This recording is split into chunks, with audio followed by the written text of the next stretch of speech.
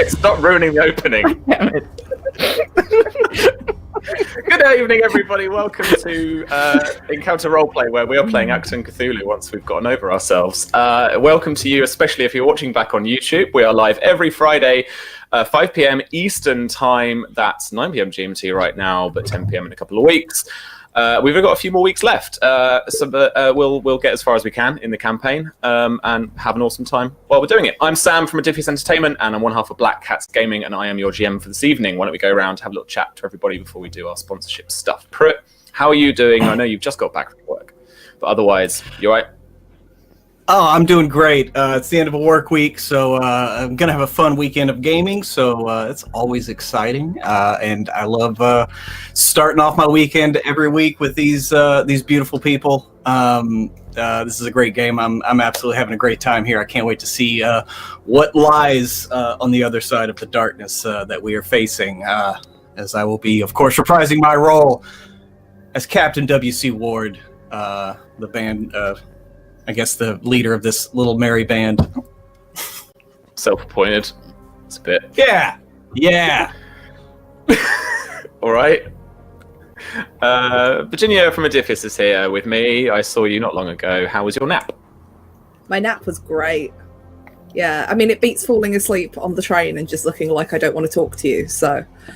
That's fine. I was reading the news, which is great right now. Yeah, mistakes are made there, Sam. You shouldn't have. I know. I think you got the better deal. But yeah, hi internet. You can find me over at Twitter at Tabletop Horde, where I occasionally post things and ask people a bunch of questions about RPGs. Speaking of posting on Twitter, how are the hot takes doing, Suze? How you doing?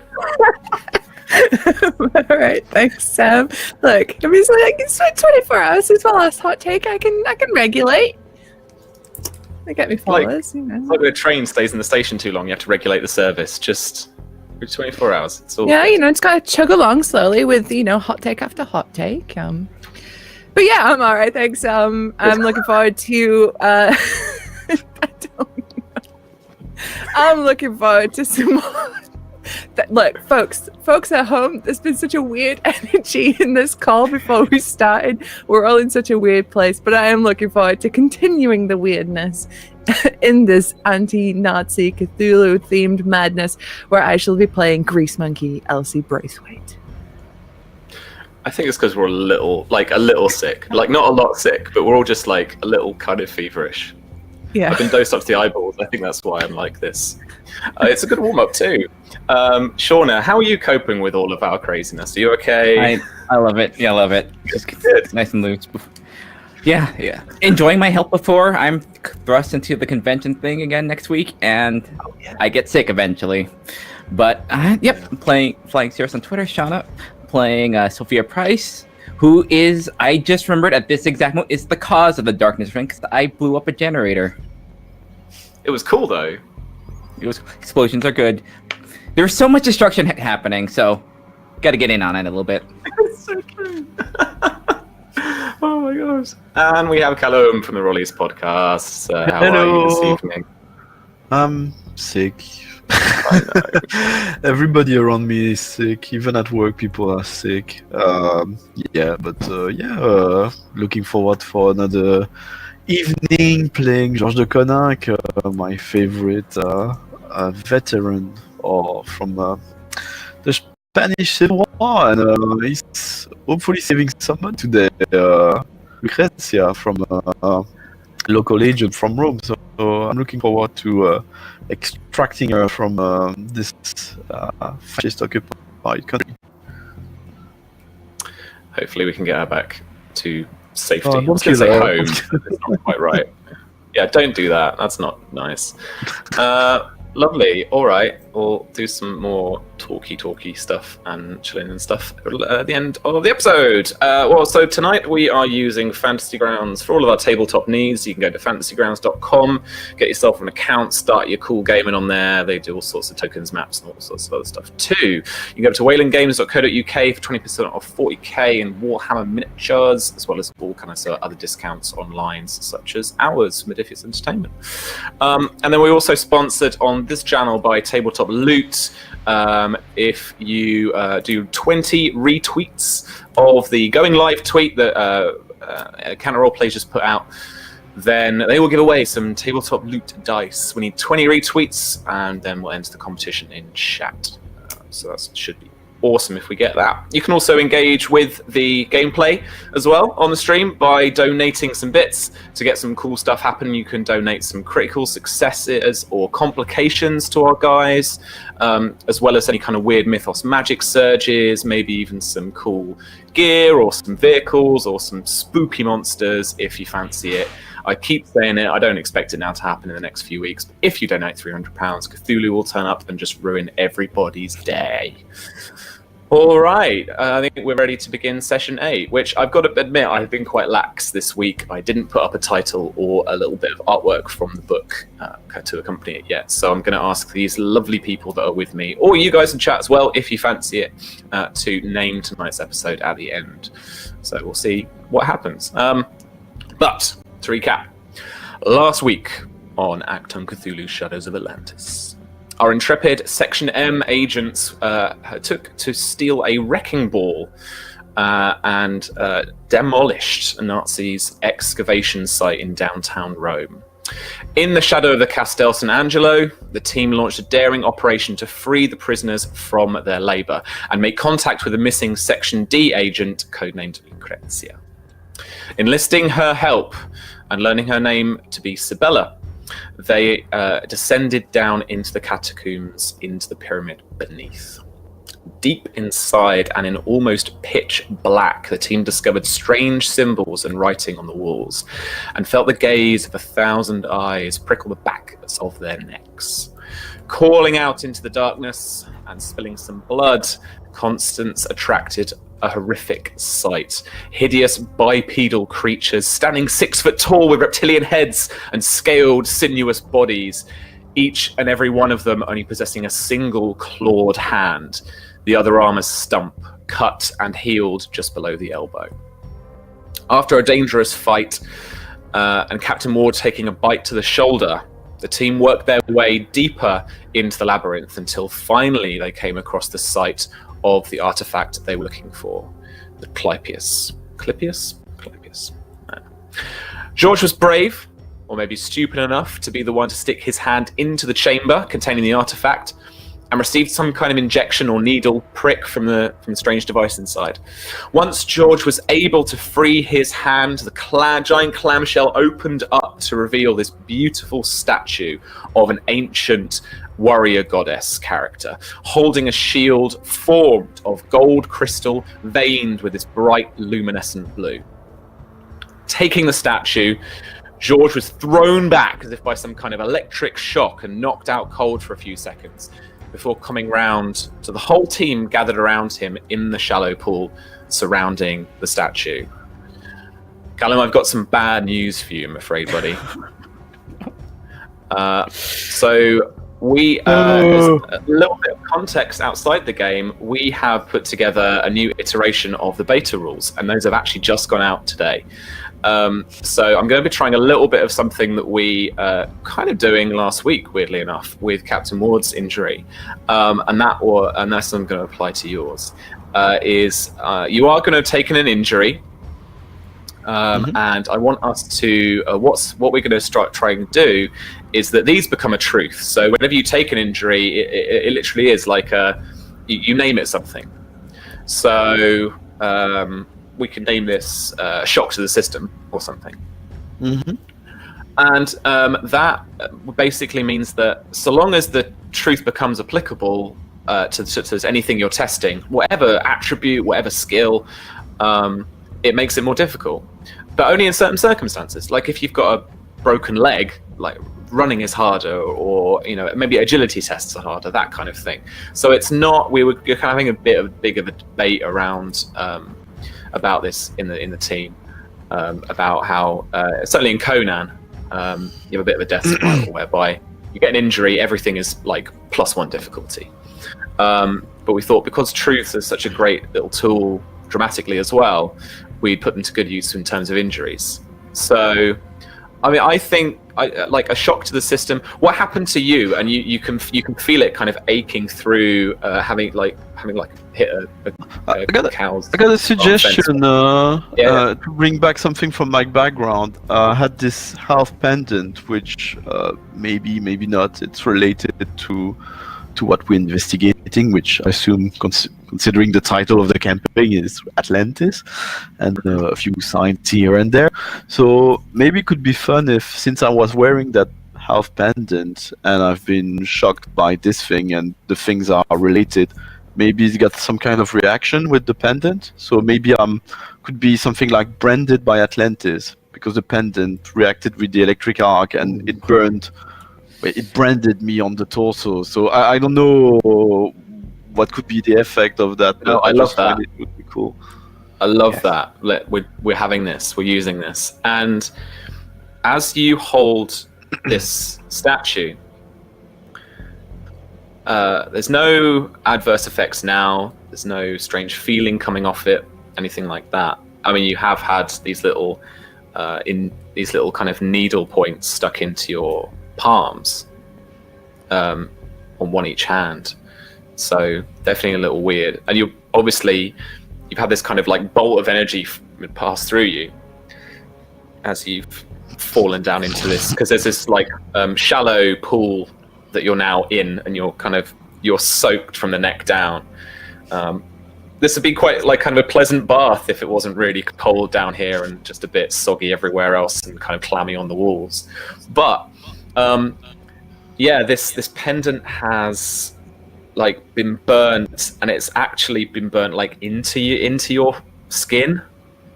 So properly branded, and it's almost that kind of Iron Man thing of it's like stuck in there a bit now, and the skin around it has been burnt and stuff.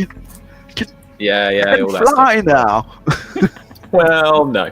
But branded by Atlantis is awesome. And as you hold this statue, look down and feel the pain on your chest, you look down, and both the shield that has this is made of this gold, and it's obviously been this kind of rough, unrefined kind of stone crystal.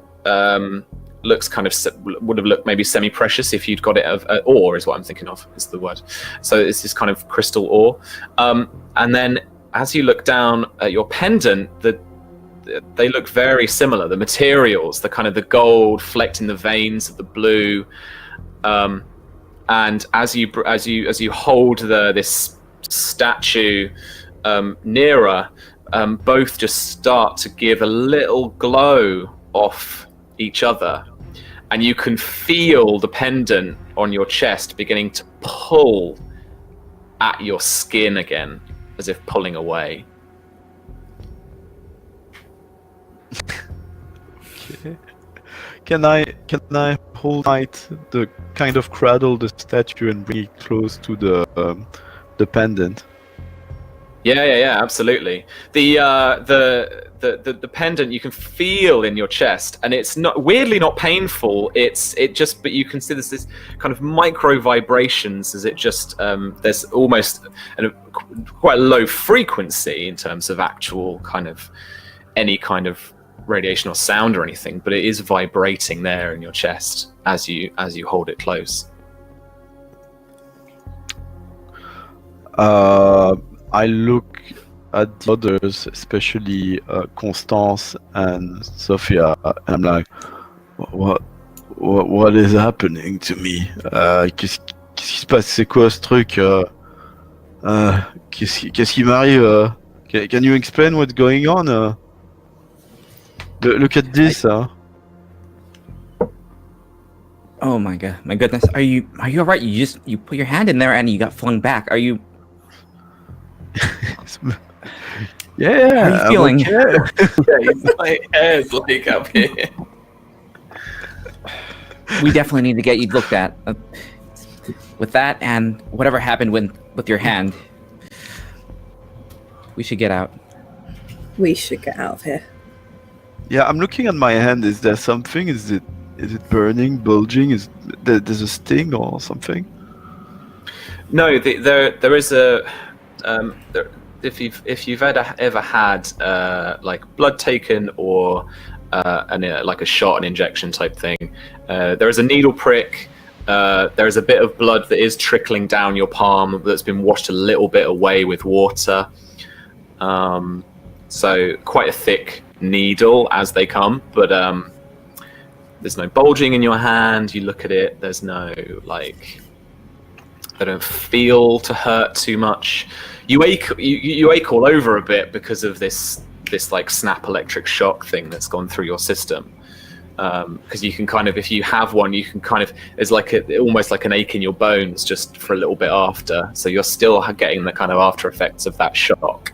But your hands in particular aren't any worse for it. As he readjusts his camera. I'm not a pro. Let's leave this place. We got everything we need, right? Let's take Sibella. Sibella, by the way, what happened to Pasquino?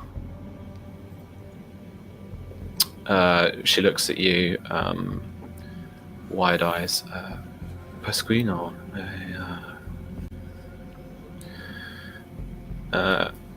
And she kind of shrugs, shakes her head, and she points at you. She points at you guys. Okay, let's leave. Let's go back to the plane. Let's leave this place.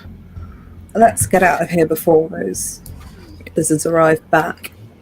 We can give all this the item and you a proper look for once you get someplace safe. We can't really do much analyzing down here, especially with the light and whatever those things were. Okay. Also, someone from upstairs is bound to come back eventually. It was quite loud. Yeah, Ward will lead the way up. You make your way back to where that gap was that you could squeeze through in the wall, and essentially with I think it's the one torch you guys have got, just to kind of have a quick glance around as well. Taking point, you see that basically now where you are, you've actually got a choice. You've got the gap back through the wall, and you know the way back upstairs to the actual excavation site if you wanted to get back up to there. But having a look down this far kind of corridor before it, parts off to another part of the labyrinth, you've actually got a second option here, which is probably explore a bit more of underneath here, try and find an alternate either kind of exit, secret passage or something that might lead out further away from this actual location, maybe into the city, down towards the riverbank, or maybe into a sewer, something like that. These kind of constructions will always kind of get near something that you can maybe be able to break through. Well, I think the most important thing to consider with this, Elsie, you going to be able to let go of that car up there? That what? Sorry? You cut out. No, you cut out for a thing. You're going to be able to let go of that car up there. You seem kind of fond of it. But it wasn't shot up too bad. That's all I'm saying. I'll put it on your character sheet, Suze. So it is up there. I can let it go. I mean, okay. No, I mean, it wasn't mine to begin with. I had no business claiming it, but it was a beautiful bit of kit. Mm-hmm. It's all right, Elsie. We'll get you some more nice cars. Yeah. All right. Yeah. The odds of somebody showing up are growing greater by the minute. Yeah, and it'd look a bit suspicious when it really driving around in a car that's been shot up. Probably. People might notice. Well, there's that. Yeah, we'll leave it. Okay. I guess we heading out. Further I'm down? guessing we have to go out the way that we came and back through the other tunnel to go further through here.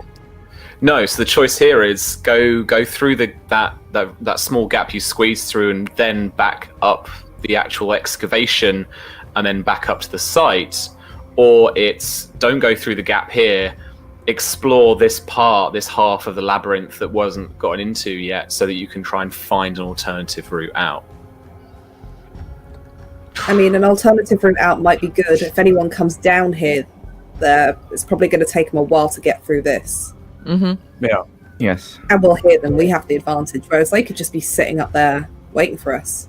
Yeah, I was just about to say, we Yeah. made some hellish noise up there. We've Yes. probably pulled every Nazi and fascist from about 300 miles to that exact point. Sam, the gap, the tiny gap we squeezed through, does it look like it could collapse if we threw a grenade in the direction or something like that? Could we make it even harder to be followed? Our grenades are shrapnel grenades, though. They're not like concussions. So Yeah. It's movie grenades. it's movie grenades. Yeah. I mean, they won't do like a huge ton, but they can certainly make it more difficult. It would probably knock a few kind of bits and little rocks off out of the gap, but not a lot. Or we could booby trap it. You could be I betrayed. mean, if it's somewhat straightforward. Pin string. Yeah. I Tension. mean, we could. Could you It do might, that, Susie? We'd hear it at least. Yeah. We could rig that up pretty easy. Yeah. Yeah. Okay. Well, That would be let's an do Nice that. little engineering tripwire. thing. Yeah. Yeah. I mean, I do have a focus in explosives, you see. Somehow new. I was born for I, this moment. Could I help Elsie with? No, threat awareness is more fighting. Never mind. Like the best place to put the wire, you know. Yeah, you could. Is that would you accept that Yeah, for at least the help Absolutely. action? Okay, cool. yeah. So, like so- as usual, you'd be rolling the 1d20, and then Susie, you'd be rolling at least 2, depending on what you wanted to buy as well. We're on 0 momentum now. It's top of the session, and I forgot what I was on before, as usual. I mean, like, even I if think you were like 2 Wait. threat, like 2, maybe 3. I was gonna say, even if we fell setting it up, the worst is that they would stop to step over the thing, but also I could blow an arm off. That is also something that could happen. It's true. Oh, don't go in there. Nah, I So would this be be? Would this be insight? Yeah, Okay, so insight fighting. So that's 14. I'll do coordination engineering if that's cool. that is So perfect. I have a focus and threat awareness, so that's a 2 You from would me. use that, sir. Nice. And one of those is a crit because it's my focus kicked in. So 2, 3, 4, 5. Yeah. Yeah, Yeah. It's like the Oh, we best kick booby ass at trap this. ever. So good. You guys laid the best grenade trap, and because this would be like establishing a truth, so I was going to do difficulty 2, so that's 3 momentum. Well done, guys. Nice. Oh, heck yeah. Oh, someone's probably saying that. Genius probably typing that. I don't know. I'm gonna put 3M. There you go. There you go. I think I had about 10 threat. I'll just do that as a kind of average. I think that's 2 for each of you. That's about normal. I will remember in future. I've even got a little notebooky thing out for you. Oh. I don't worry, 3 momentum. I've got that on the screen. 10. Threats. Lovely. All right. Do you want to spend any momentum to make this better? Like, it doesn't have to be anything specifically mechanical, but it can be maybe a bit more narrative. For example, like, it doesn't apply here, but you could spend less time doing it. Anything, really. The bigger the thing, the more momentum you need to spend. I don't know. Do we want to do that? Or is this just like merely a slight slowdown for anyone that might be pursuing us? To me, it's a slight slowdown and a signal to us that there are people Yeah. down here. If we're still here, Not to go back it's more that of a direction, signal. yeah. More of a signal, really. Yeah. Okay. Yeah, if they run into us, we could use the momentum like, oh, they follow us and they reach, but we see that one of them is wounded from the grenade or whatever. So we use the momentum later, but with a reference to what happened. No, that's fine. That works too. So don't worry about that. Cool. Okay. So you set up this grenade perfectly at the little kind of calf height tripwire, basically. Cool. Is there anything you want to do around here before exploring the rest of the catacombs?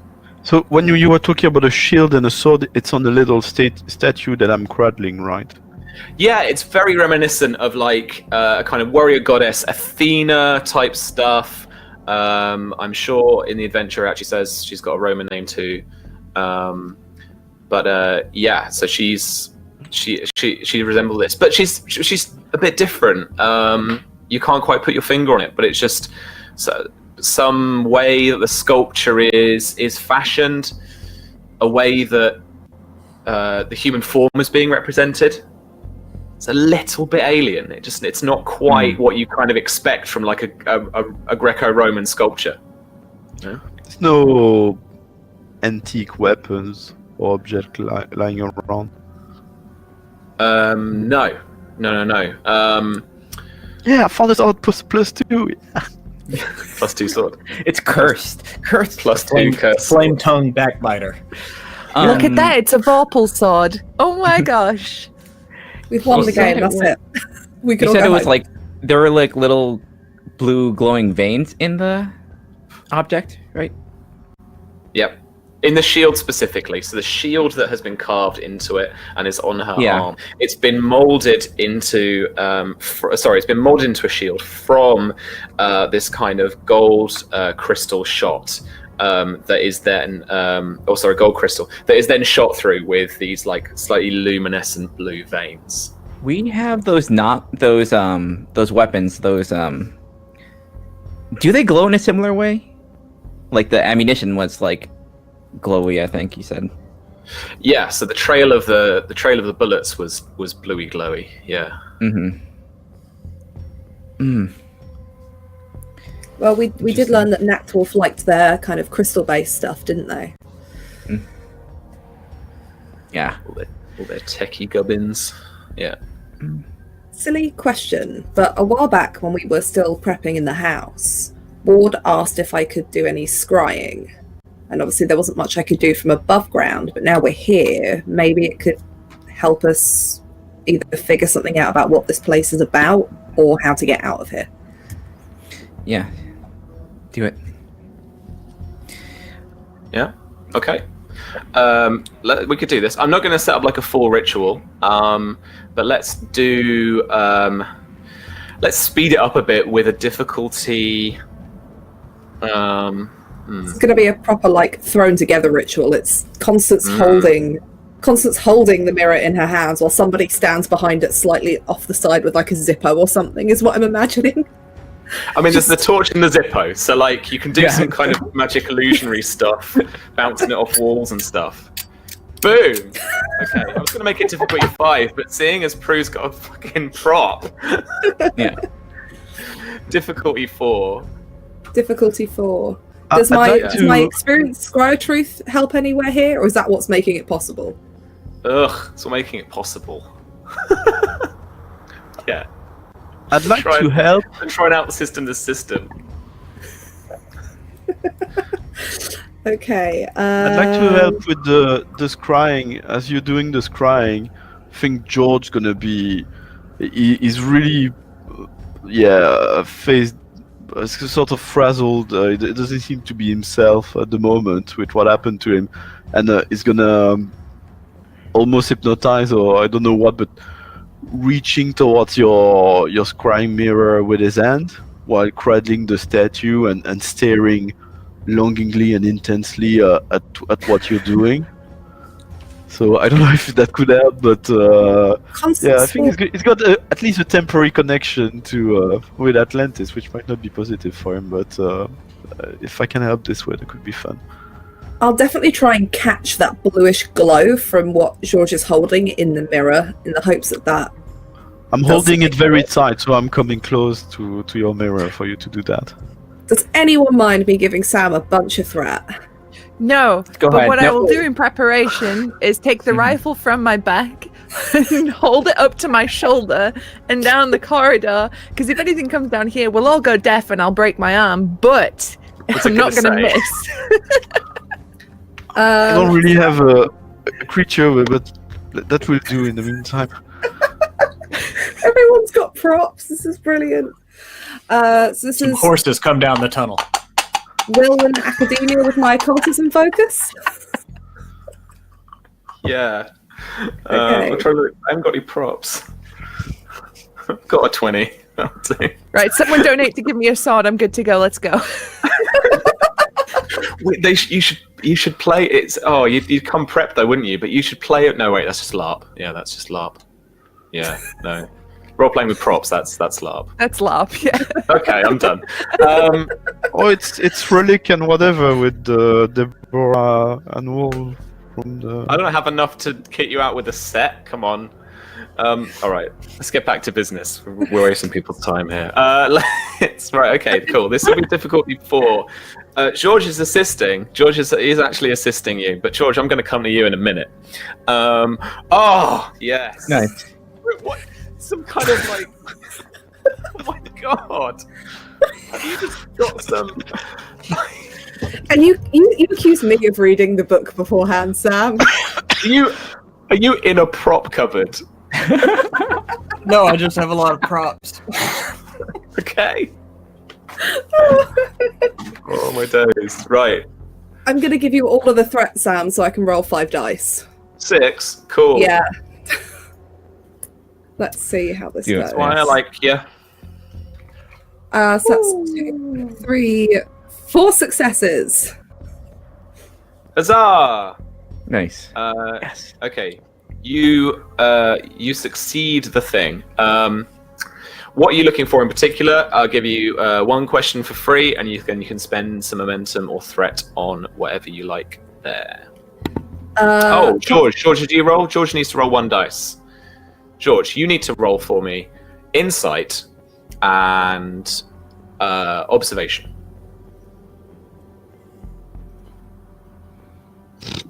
Wow. Oh. Too bad. Everybody, our points have reset, right? Our fortune points. Yeah. Oh, I'm re-rolling Oh, them. okay. Sweet. Throwing that out there. Hell yeah. Okay. Yeah. So you said, sorry, you were saying observation? No. Yeah, observation with instinct. Insight. Yeah. Insight and observation.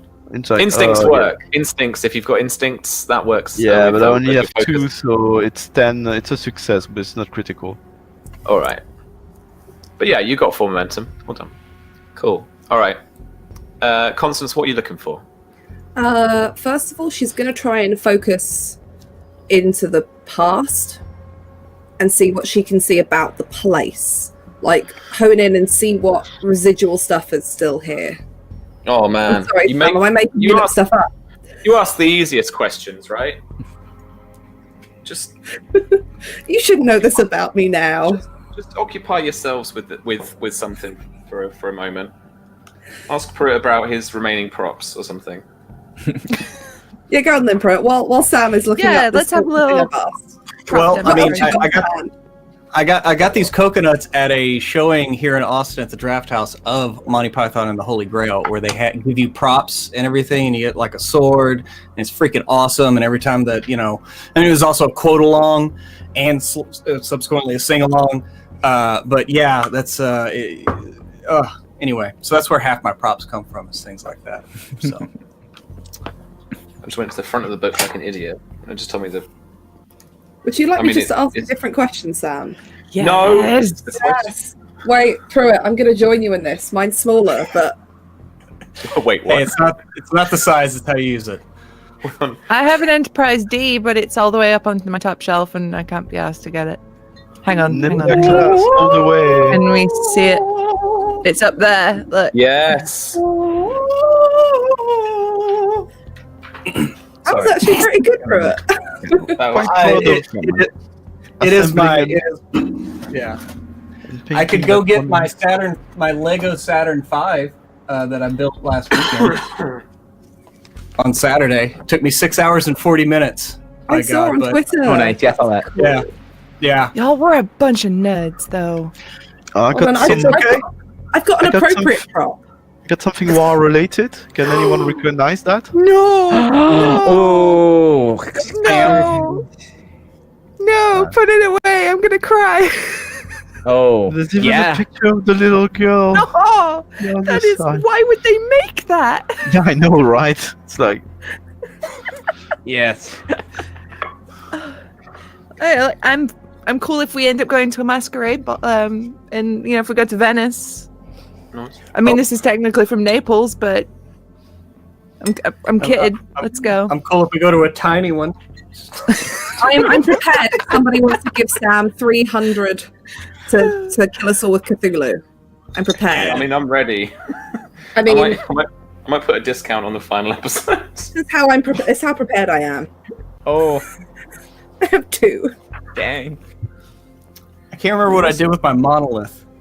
Where is? There was bits about this, I'm sure, like proper. Do you want me just to ask a different question? No, I mean, so you see like you see rituals being done down here by like an ancient peoples, not nice, well done. Wait, what? I thought you were doing weird poses, Susie. You're just like Putting stuff on my shelf. just making sure you didn't knock anything down. Oh my god. There we go. I'm so sorry, Will. this episode turned into an unboxing competition. It did. Wish it lit up. Do Does I it have light to up? No. Okay. No, it doesn't. It's the prop for my lightsaber fan film that I made for Travis. Oh. Okay. Constance, you see a people's ancient, not the. I was going to say Romulans. not the Romans or the Romulans. And it's performing more paganistic stuff. This statue was placed. I'm actually weirdly doing this off a bit of memory here. I think I remember from reading it. Right.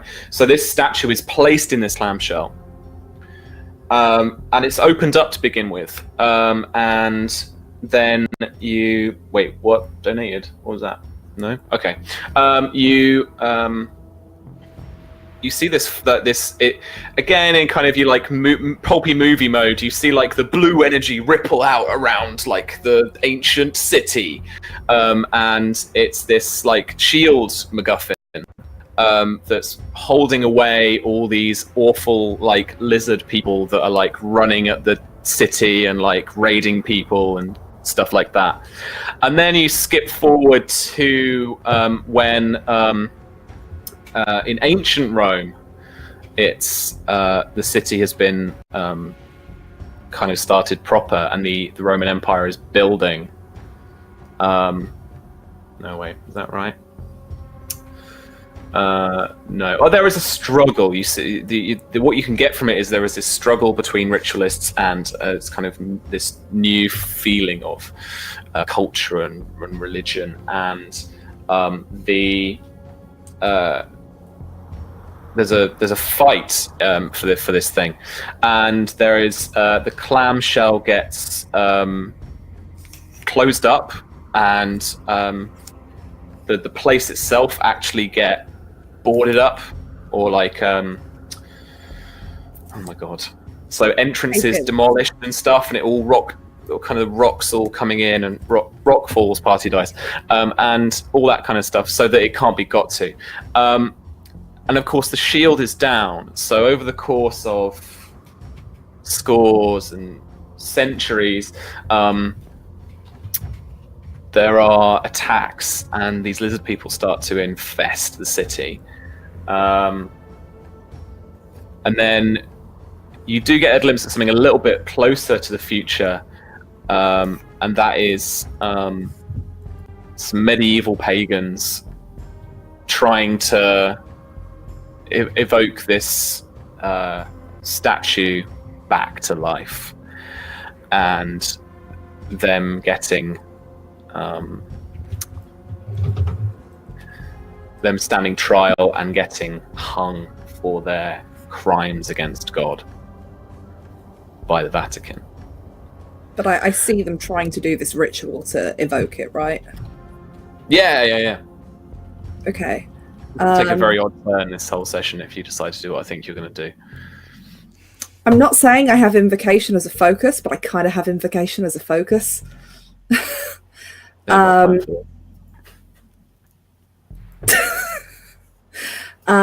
In which case then, if she's seen that, she'll also try and see if there is another way out. Can she tap into people leaving this place through another passage, especially if like it was raided in the medieval times? Where did they try and escape to? All right. Well, you got story time for your success. Now you need to spend that point of momentum. Yeah, it's all right. Cool. All right. I'm just keeping up. Yeah, I mean, you see that part of ancient Rome and the aqueducts and stuff would go down into a sewers, and then a bit of the flashback there is about seeing these pagans get in through a sewer, an ancient sewer, that actually, and you get one of those like super fast crane shots like movies do, where it winds its way through the corridor and back out to the top of 1930s Rome, and it does indeed still. There is basically this part in the wall that you can get through. Like you have to work for it. It's a bit like the skinny bit that you had to squeeze through. It's not a perfect, like, it's no ancient door or like perfect doorway or anything. You will need to bust your way through. Cool. She will then break the scry, because we don't want to hang around too long. And she'll probably turn to everyone else and be like, I think I know what that statue does, and I think we can find another way out here.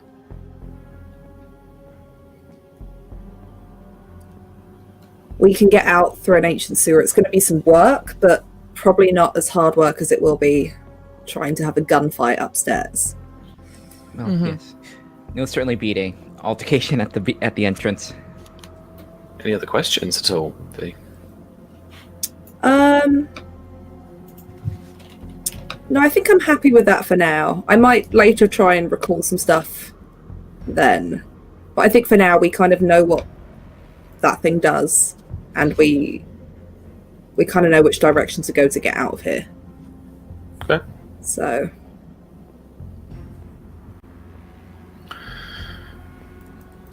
without further ado, you make your way through the labyrinth. George, you've had an unsettling feeling as you gazed into the mirror, and you are making those exact eyes, my man. You are making your way through these corridors, and it's as if 1,000 stares are on you. 1,000 red eyes, pairs of eyes, in the darkness around you, all keeping their eye on you. You have a personal trait here that is called "There's someone in here with me." What? Okay, there's one here with me. So, okay. Cool. By the way, I'm really working for that gift. you are. Just saying. Yeah.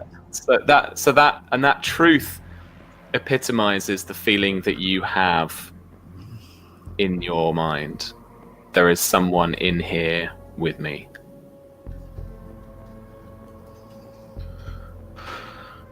Okay.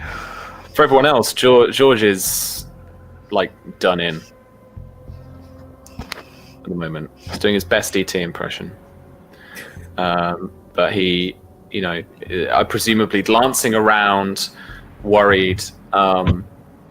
Someone brushes his shoulder as you stumble through the darkness, and he spins round and gives you these. Sophia gives you this steel glare as you do that, and he's just not right. George, are you feeling okay? You feel any warmth, vibrations, anything like that? Anything feeling off? Feeling sick? We followed. If the booby trap didn't work, they managed to pass through, and they're on our tail. We should move swiftly. I will just say that you shouldn't. As beautiful as that thing is, don't hold it too close. Because if if it's possibly some sort of energy source, it might have some sort of radioactive element to it, and holding it that close might be unhealthy. It feels better this way. I think it's a shield. I saw it in the mirror. So they activated it while it was still in the open clamshell, and it repelled, I think, all of the weird lizard people that we saw. V, when you saw the lizard people in your flashback, they all had two arms. Right. Oh, and you said something about it being a test. They all had But I asked you about the one-armed thing. I remember this. Oh, yeah. You're being weird and cryptic. It's a test.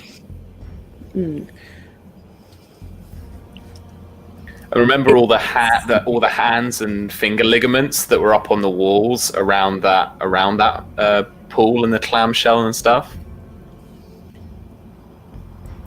Adorning the place and encrusted over with fungus and mold.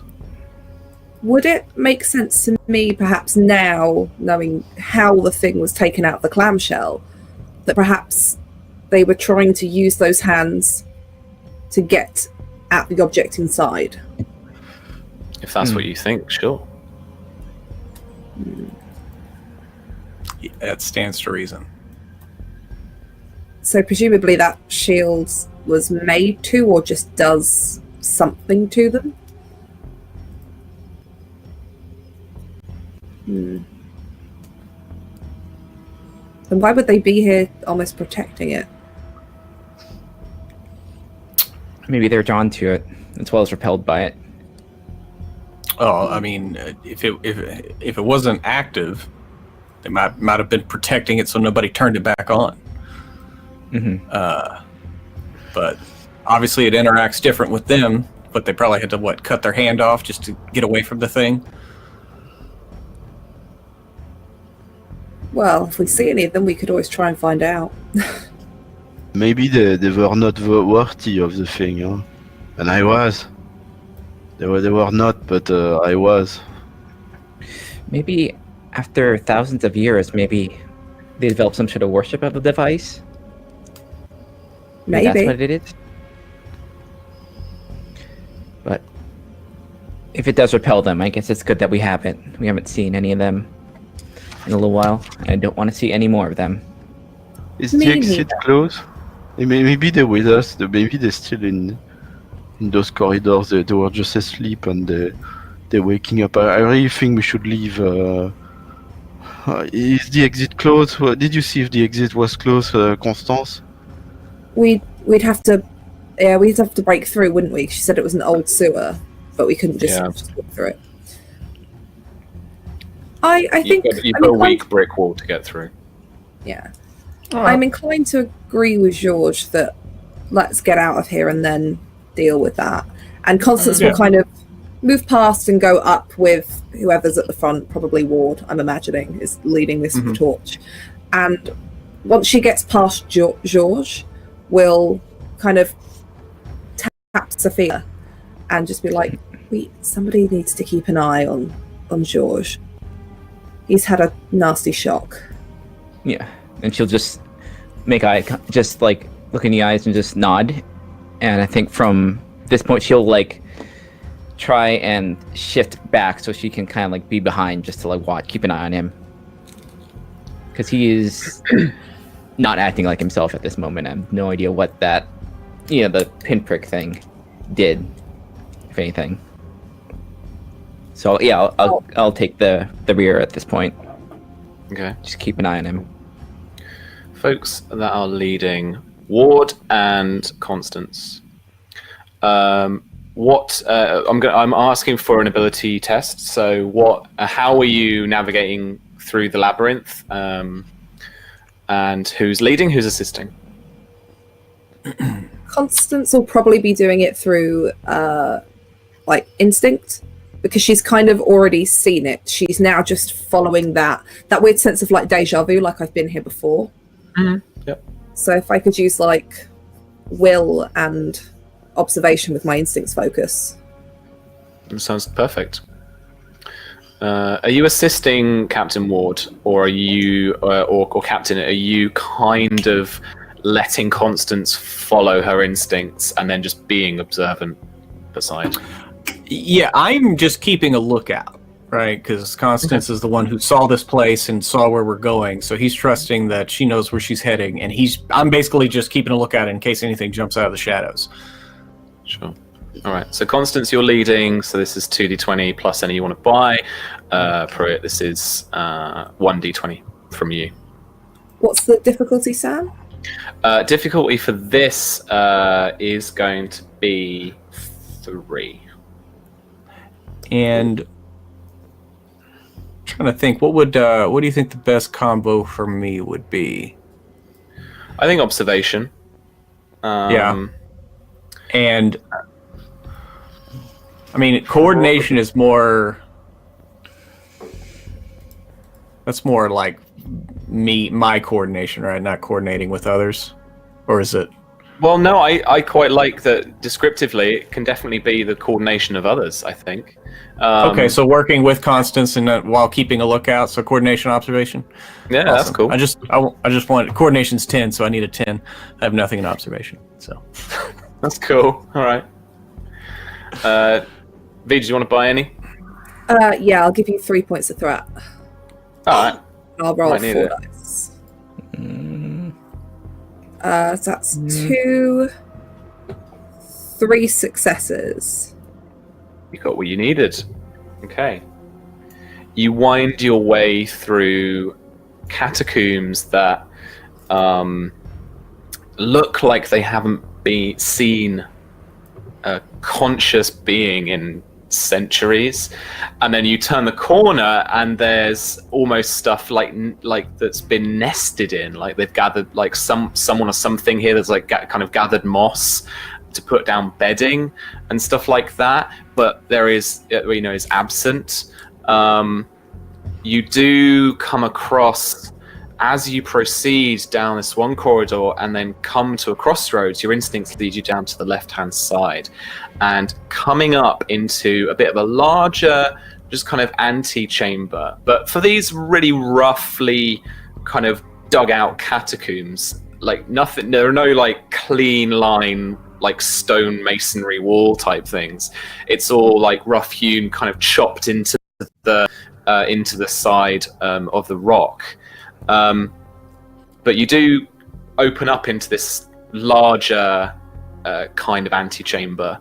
Kind of looks half natural, half carved in by somebody. And down on the left, by just before you would see this weakness and some little bit, I mean, for you guys it's a lot, but for a little bit of light just poking through a few holes in this weak wall on that side.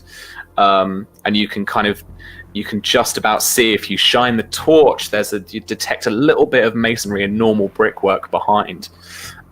You see 3 skeletons, and taking a moment, you determine they're human skeletons, human remains, and they are in like an ancient but obviously decaying cloth. nothing, Sophia, that you have really seen in any kind of history books in terms of look or culture of ancient Italy or Europe. Something that, again, is just a little bit alien. Okay. And as you guys make your way into the antechamber to look at this weakness in the wall, you hear another hiss and a slither, and from the cracks and crevices in the corners of the top towards the ceiling climb down these one-handed lizard freaks, and they all have their eyes on George and that statue. I'm going to let you guys take the first turn. George, you are the first person that sees these creatures. Everyone else is a little distracted by looking at the skeletons or the masonry. What would you like to do first? You said that we can see... How big are the holes that we can see through in this wall? Are they like somebody's taken a crack at, like, knocking it in before? I mean, probably maybe decades or centuries ago. They're no bigger than the kind of thickness of a pen, like a centimeter at most. They're little gaps in the wall that just show you where there's a weakness. If you were to put your eye up to one, you could probably just really roughly make out what's on the other side, but really roughly. And you guys unfortunately don't have time right now. I mean, what's your thinking? I've seen the other side of this wall, though, right? From Scry. I'm going to turn to the group and be like, I can get George out of here. Right now, I can do it. George is the only one who's noticed these creatures, and he's the one to take this first turn. So, George, what would you like to do? So, I think, I panic immediately, and I'm gonna shoot one-handed with my Winchester, a salvo. Terminator 2 style, doing the circle thing with the where the I don't call that the reloading handle. The lever. Yeah. So, and I would apply the truth. There is someone in here with me to give me a malus to recover a fortune point or something. I mean, I don't think I'm stable. If it will knock you back if you do that. Yeah, absolutely. So you can use that truth again, that fortune point. It's perfect. So if you whatever happens, you're going to fire off and you're going to fall back, and I'm going to get you to drop the gun just out of reach as well. It's an heirloom. Well, should have thought about that before you shot it one-handed. Okay, do you want to buy any dice? What do we have? This is difficulty 3 range attack because it's in the dark.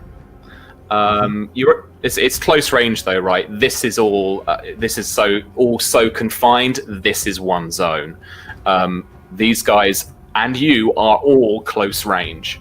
And they've crawled out a bit. It's like the corridor behind is medium, but these guys are all very close. Your Winchester thing is a close range weapon, isn't it? No, I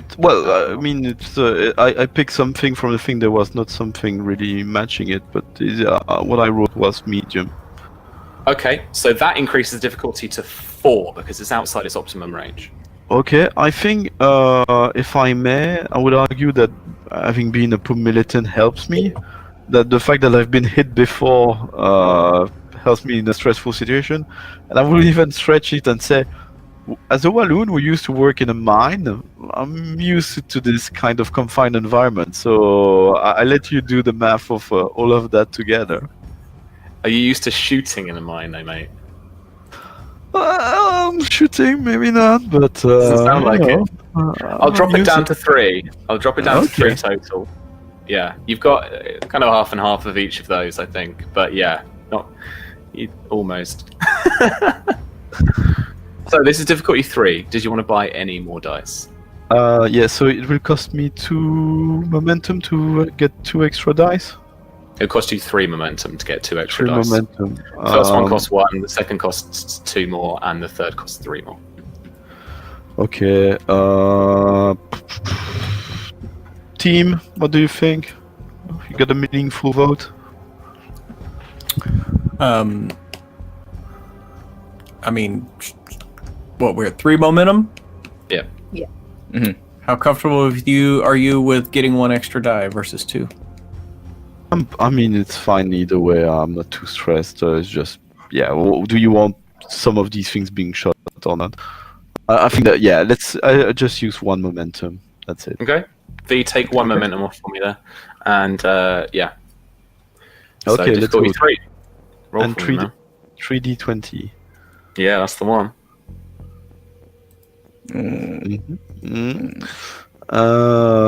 Yeah. So it would be coordination, right? Would it be Coordination will? and fighting. Sure. Will? Could it be will? I would stretch agility if you really wanted, because this is a quick shot, and you've got to worst. you've got to like hold up your arm. I missed everything then. I missed everything. Okay, you shoot into the air. There is a deafening crack and like subsonic boom from this like Winchester shot as George again flies through the air and smashes both his Winchester, and I'm going to spend 2 threat, drops the statuette, and it rolls down towards the feet of it just bumps the back of the heels of Captain Ward as he's looking at this bit of wall. George, you haven't got either of those things. Who would you like to go next? You can keep the initiative for 2 momentum, hand it over to one of your fellow players, or you can hand it over to one of my lizard people. I will hand over to one of the lizard people. Okay. One of the lizards drops down in front of where you were standing, having had one arm hook on a rock in the ceiling and drop down on 2 clawed, gnarling feet. Looks over at the statuette and charges for it. It picks it up and is ready to run. Everyone now is aware of all these things kind of knocking about. Captain, as you turn around behind you... Is struggle with me? You've dropped it, mate. As the Winchester went off, okay. I've just spent 2 both. threat. You dropped both. I spent 2 threat, and you dropped both, and this thing's gone rolling off towards Pruitt, and it knocks the back of your feet as you turn round. You just in time to see this lizard, like almost like football style, pick this thing up with a run, like bounce off the back of the wall, and is about to peg it out of this antechamber down towards the corridor. What would you like to do, sir? How far away is said lizard man away from me? Like a foot, if that. Like a foot. Okay. Yeah. Well, this statue has bumped the back of your feet, and it's just like rugby style. Pick this thing up in a run. Okay. Well, if I felt that and looked down and saw it, I would immediately have turned. So kind of turned as it's grabbing it and moved to kind of tackle this thing. You know. I could, which truth do I invoke here? My paratrooper 321 jump him, or I'm built like a brick shithouse? Both. Vote, Both? man. Yeah. I'm built like a brick shithouse, so I'm just gonna like descend on this thing and just like tackle it and try to wrestle the statue away from it. Because it only has 1 arm, so if it's holding the statue with 1 arm, it can't fight me off as effectively. Is what my thinking is. I'm going to spend 2 threat to let it react. So it's basically taking a reaction. I'm going to make this a contested roll. Was it 1 momentum? I think it's 1. So we're going to roll off. I'm going to roll. What am I going to roll? Brawn and athletics. Okay. What are you going for, sir? I am going to try to use brawn and fighting because I'm going to be using some techniques that I learned in the military about some close quarters combat, some CQC. For you, Yeah, y'all know what I'm talking about. Yeah, man. Okay, cool. I'm going to spend another threat to buy another dice. I'm rolling 3. So that's going to be 14. 14 is my number.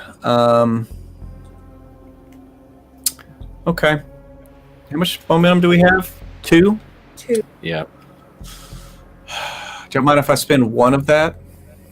Go for it. Go ahead. Go for it. Yeah, I'm going to do that for 1 more die, and I'm going to go ahead and also spend 1 fortune point to turn one of those into a 1. Awesome. You've already got 2 successes. Roll 2 more d20s for me, and then I'll make mine. Boom. So that's 2 more successes, so that's 4. Amazing. So I got to get 4 on this, man. I haven't got a focus either. Oh. And I got 2 successes there. So you beat me, and you've got 2 momentum from that as well. So that's back up to 3. Perfect. So basically, I just descend on this thing and just wrench the statue out of its grip. Yep.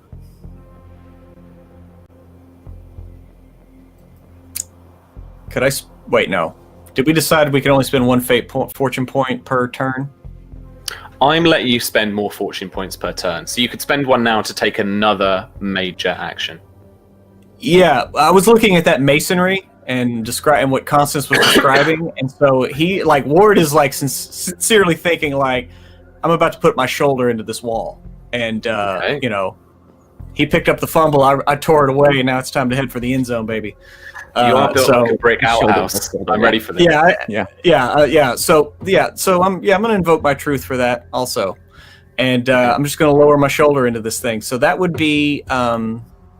It's going to be difficulty 2, and it's going to be brawn and athletics. Brawn and athletics. So that's a lower number. We have 3 momentum. Y'all mind if I spend 1 for 1 die? I mean, I don't want to be V's conscience. Spend 3 for 2. No, I want to save the 2 momentum to retain initiative. So, Okay. I'll spend 1 momentum for 1 more die. So my number I need is oh man, so Susie reminded me of the freaking thing. So Whoops. you've got a busted shoulder up, right? So from last thing, so this is actually difficulty 3 because you just had this busted shoulder. I didn't mean to I drop got you 3 into successes. it. No. All right. I knew about it.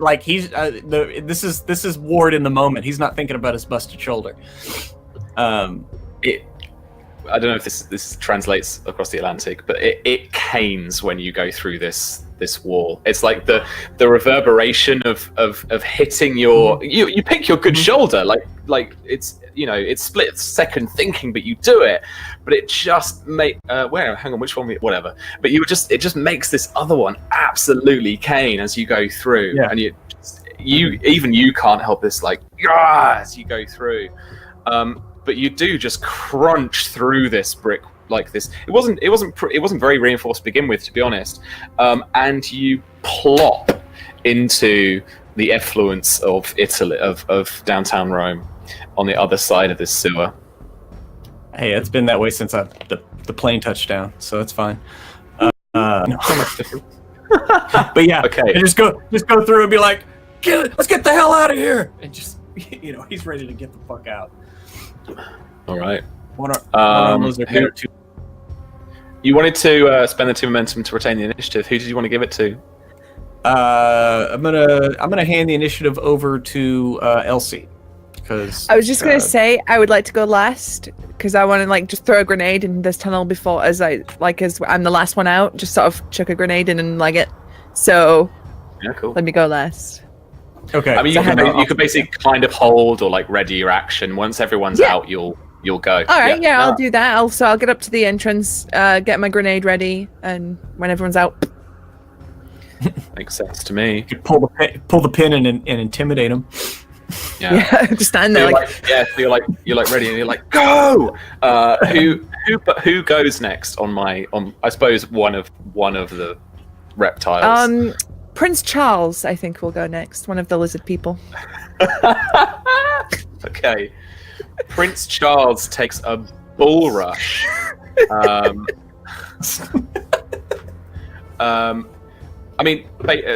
takes a bull rush through into the sewer and basically jumps in the direction of you, Pruitt. Let's roll just a d6, and if we get a 5 or a 6, he's landed on you. Oh, okay. Yeah, I did not give my So- consent for this. Sorry, may he touch you? No, he may not. Okay. He lands. Oh, I've got a delivery of Dr. Pepper. Thanks, babe. So, cheers. He lands on top of you, but he's got a bit of a swim through the effluence to go yet. So, okay, that was basically, yeah, it's a bit gaggy. That was his turn. I'm going to keep the initiative to get another one in there. You can see where this is going, guys. They're all piling in on where the statue is going. There are there's one that's got barged by you. One of them has run after Ward. So there are still 4 gaining on you slowly in the darkness from around the edges of this antechamber. So Sophia, you're next. All right. Yeah, it's so Ward has the statue, right? Okay. Yes. Yeah. Yeah, I remember that Ward was pretty banged up, but like the lizard people were quite vicious, so she's going to like barrel through and just kind of like try and get a clear shot on this thing, just to get off him before it starts like, trying to claw at him or bite him again. Sure. So literally the one that's kind of landed in the sewer. Mm-hmm. Yep. Okay. All right. Any complications here are going to result in Ward getting shot, but I'm going to leave it at a 20. Not going to increase the range or anything. Okay. I believe in you. So this being, Pruitt, where did you drop the torch? Where did I drop the torch? Where did you drop the torch? Probably when you rugby tackled the guy. Probably dropped it right then Okay. in the tumble. There is not a lot of light here through into the sewer. I think it's a pistol you've got with you, isn't it? Pistol, yeah. So this is going to be difficulty 4. Jeez. Oh. It's a difficult Okay. shot to make in the dark.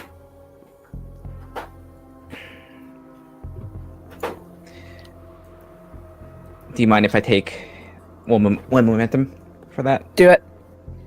1 momentum, and I am going to spend a fortune point to make one of those dice a 1. Okay, we already have 2 successes. I just need you to roll 2 more d20s for me. Oh boy, come on. And that is Coordination and fighting. that's coordination and fighting.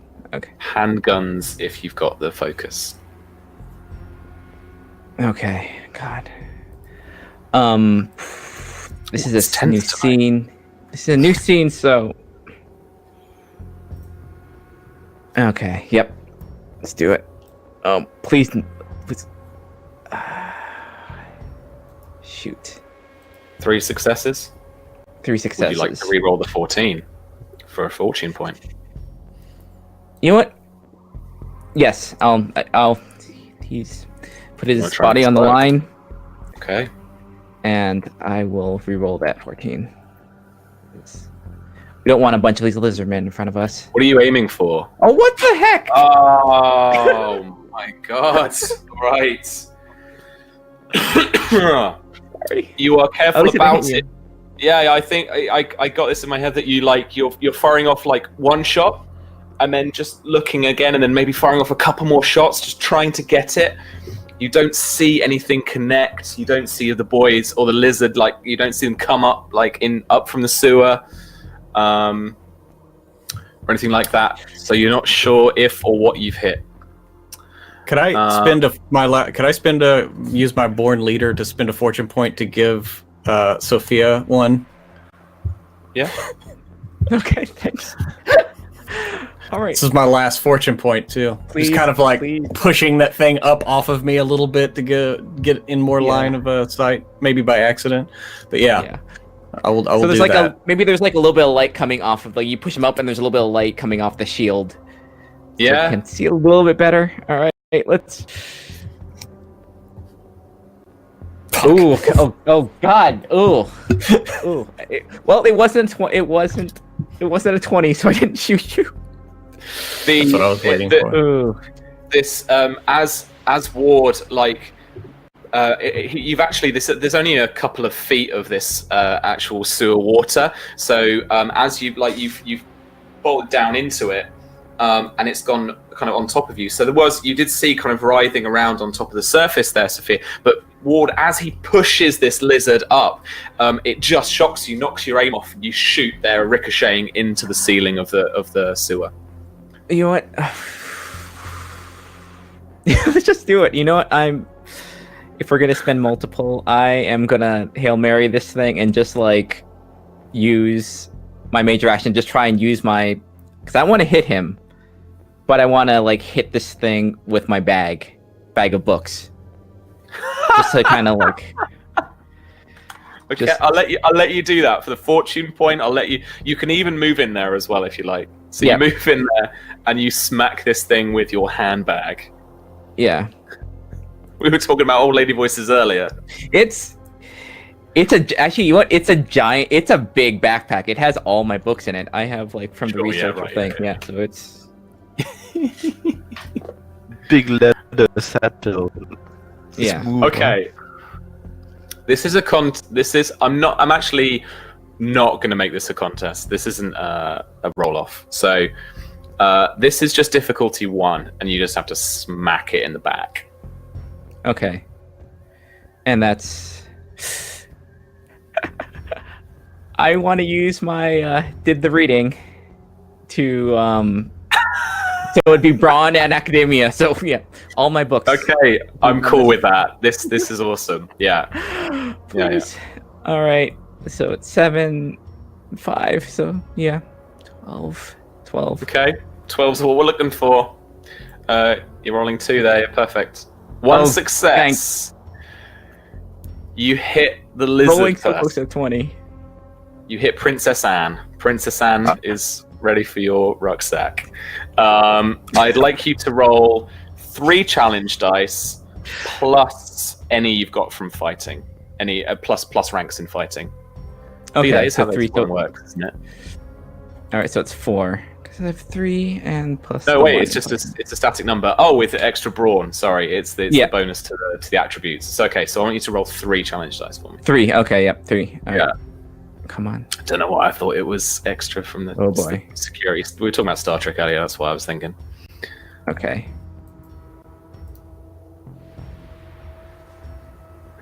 Oh, sorry, that's wrong dice.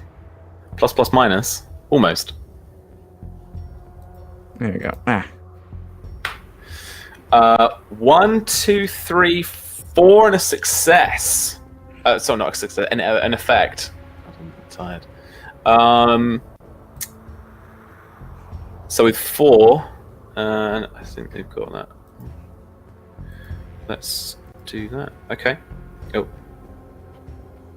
Okay. You smack it in the back, and it takes the hit as it tries to stand. It gets knocked over a bit, and it moves a little bit round Ward. It manages to stand up, and it snaps its face around towards you and glares at you. Mm-hmm. Who would you like to go next? I think you can offer it to Constance or Elsie with 2 momentum, or you can offer it back to one of the lizard people. Elsie has something held, right? Or do you want to go? No, I need everybody to be out.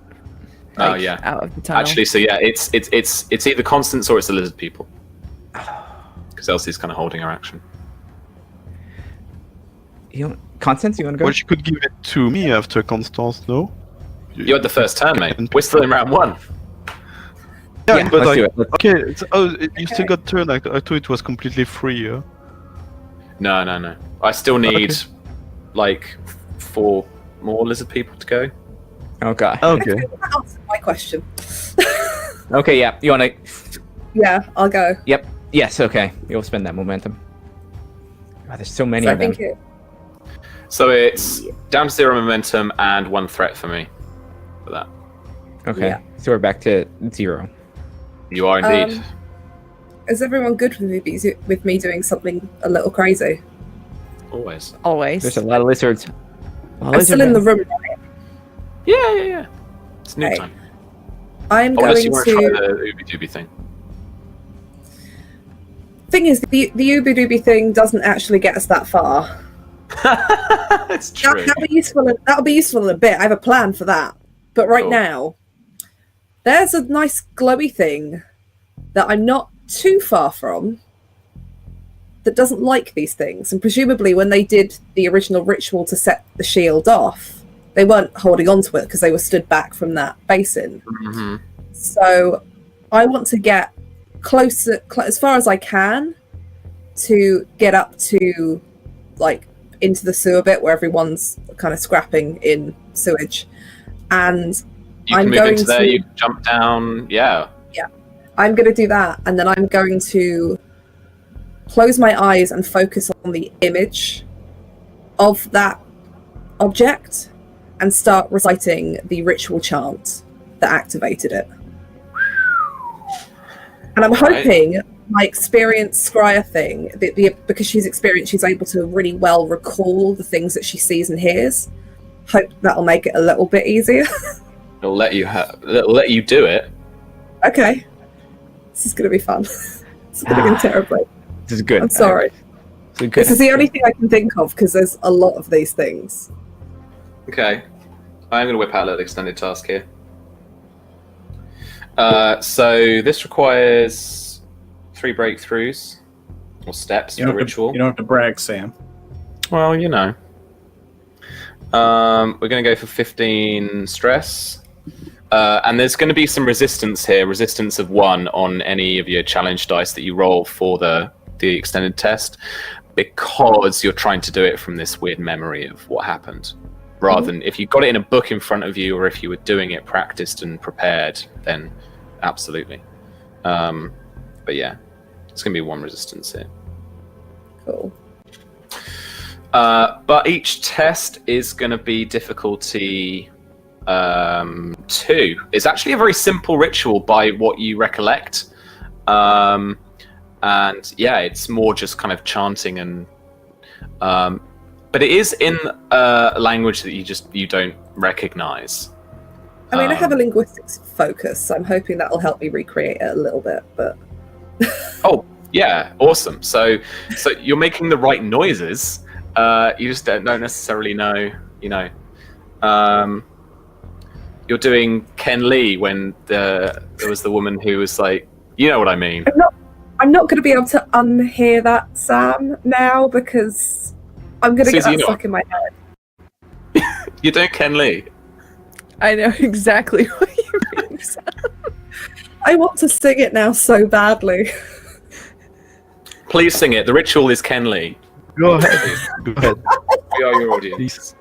You know, Sam, like moments ago, you were like, "Dan, this is tense." Gone. I'm sure you can do Ken Lee dance. Stance, sorry. Oh, gosh. I'm If not no one going to knows what sing we're it. on about, I am so sorry. No, you don't have to sing it. I'm not going to make you sing it. Maybe at the end. If anyone wants to give Sam 300 for Cthulhu, I will also sing Ken Lee. There you go. There's a donation incentive. Even if just a $5, just send us a $5. I'll sing Ken Lee for a $5. You undervalue yourself, Sam. Right, go on. What do you want me to roll for this? Because I'm thinking it's Will and Academia. Because that's where she gets her magical ability from. That's probably part of the reason she can recreate this, is because she has some innate magical power or the ability to do magic. Yes, this is going to be insight from you, though, just because of the way you're doing it. You're trying to get this from a memory of somebody else of the past. So that is insight, if nothing else is. So yeah, head for the insight. value. And I'm assuming that either my occultism or linguistics focus will apply either way. Sam, I'm going to give you 3 threat to roll 4 dice. I hope you can get some momentum as well. So I am looking for 13.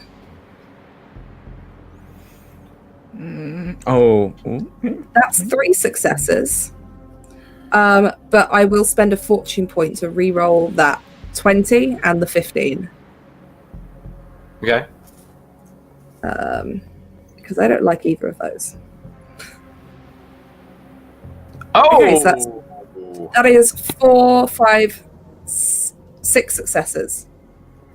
Okay.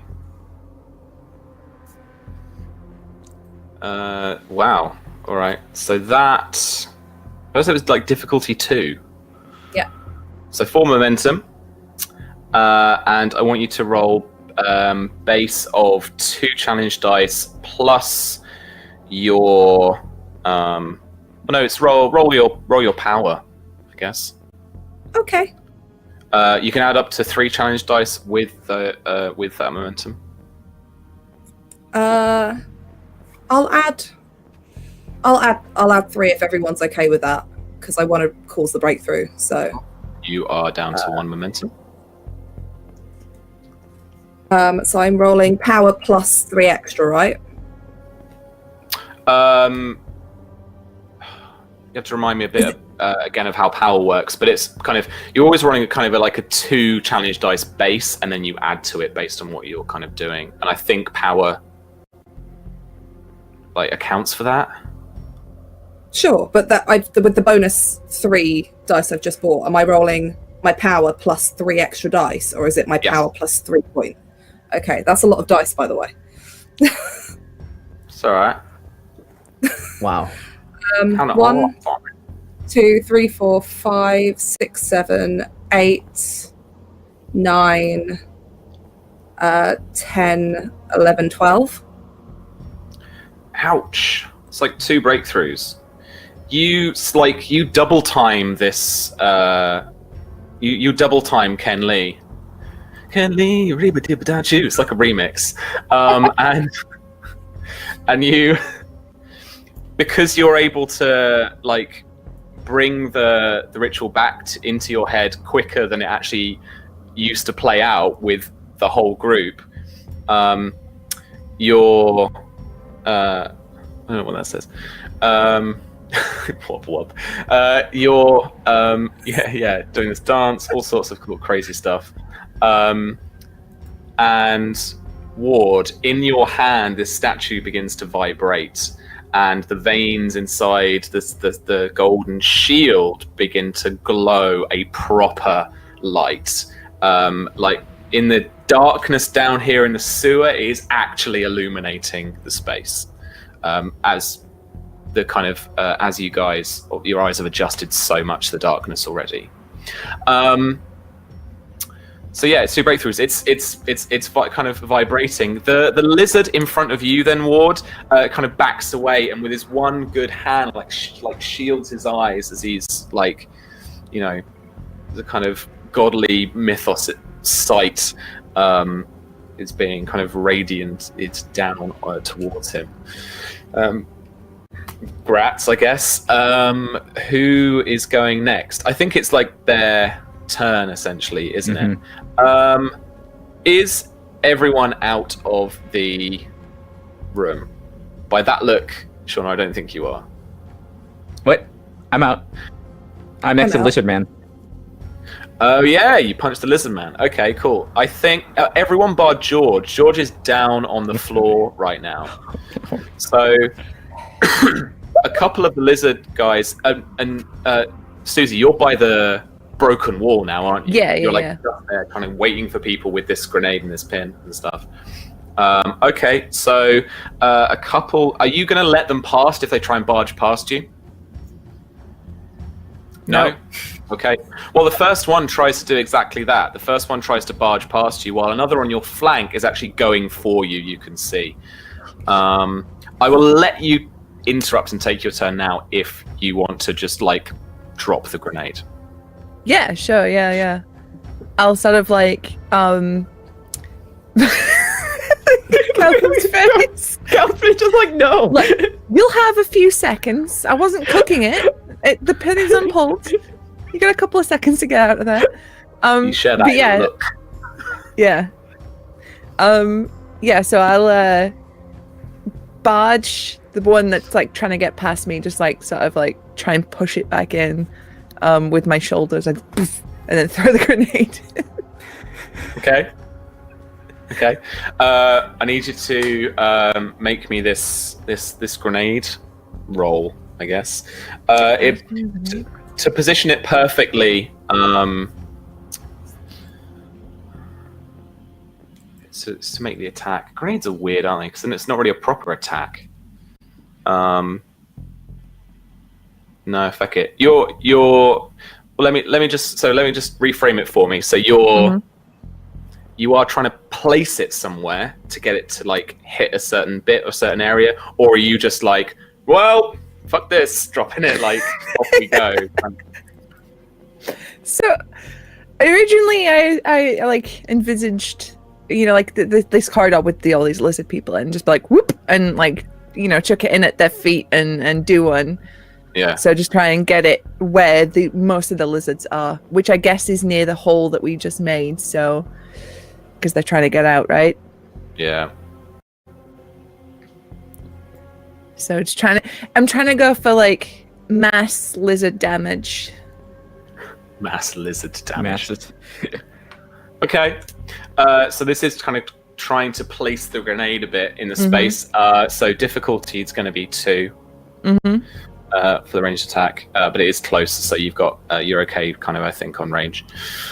The complication range is going to go up to an 18, 19, or a 20 because of you two guys. Complications will mean that you guys are affected as well. Okay. And so what role would this be? Excuse me. This is going to be coordination and fighting. Coordination to get it exactly where you need to get it. Fighting for the grenade. Okay. I'm going to use a fortune to make one of those dice a 1. Okay, so you got 2 successes already. You have succeeded. And if you don't want to buy any more dice, you just need to roll me one more d20. Yeah, I'm just going to roll one more d20. Let's go. Come on, 18! No, okay. It was a 6. Success, right? Shut up. Yeah. So you have 1 momentum from that. So we're adding that to the pool, I think. 2 momentum. And yeah, I want you to make the grenade attack. Have you got the grenade stats up, or am I going to sift through Google? I should. Nope, I didn't put them on my sheet. 1 second though. That's all right. Okay. You got them? Not quite yet, but I can have a little look. Erase you. Come on. I'm looking at the updated PDFs as well. Look at me with my connections. Yeah, you heard me. Yeah. Oh, that's helpful. Somebody give that, please, begging you. No, don't do that. I'm looking at it right now. You're gonna beat me, yeah. It's 6 challenge dice. Okay. Only 6 challenge dice. It's got area, right? Area and stun. Excuse me. So each effect you roll, it will affect 1 more enemy. You didn't roll any complications. So I imagine that George has got enough still going on behind the eyes to like roll out of the way a bit. And you place this well enough. So 1, 2, 3, 4, 5, 6 with 1 effect. So it's going to affect 2 of them. Let's call him the Earl of Framlingham. I don't know. 2, 3, 4, 5, 6. Yeah, causes an injury. It's 5 once. They've got a bit of scaly armor going on.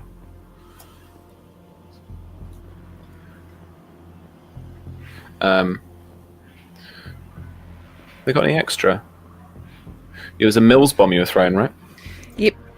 With the stun. Nice. All right. So they lose their turn in effect. So they're not going to barge past you. What did I do? This guy's going this way. But there is that one to the two that are coming up to the side of you. One is going to have a good kind of crack at you in terms of an unarmed attack. It's going to try and claw you down out the way. Oh no. Where did my session go? Here we go. Oh, I just scrolled down and saw the car, and I'm sad now. If you'd gone up top, I had a whole car chase for you and everything. Oh, come on! What can I do? You made There's still time, paid your Susie. money, so you take your choice. Maybe we come in the sewer and there's another one just sitting right there. Then we. Yeah. This is actually an opposed roll, Sue, so I need you to roll for me. This is going to be for you. This is going to be agility and fighting, hand to hand, if you've got it. As you just let this grenade go perfectly, you've got to turn to your left and prepare to defend yourself.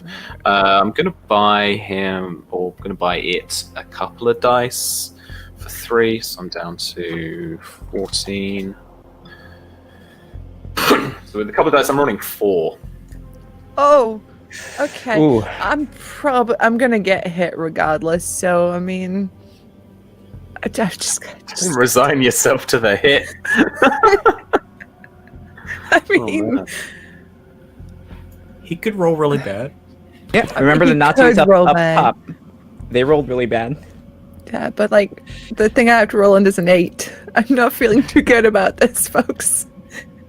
You have 2 momentum, so We do have 2 momentum.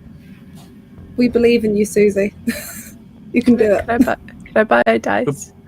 We believe you Why- enough to buy one die. go ahead. Yeah. Go ahead. Just one. You believe in me? It's exactly one dice. Well, what thread are you on right now, Sam? 14. 14 now. 14.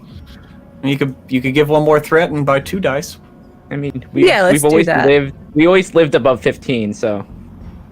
Yeah, we Yeah. live Yeah, we dangerously. definitely rolled What's on our- yeah. That's what we should get on our t-shirts. Living above 15 threat. Yes. All right, here we go. Is that 3 successes. You watch this utterly fail me now. I needed 13 Yes.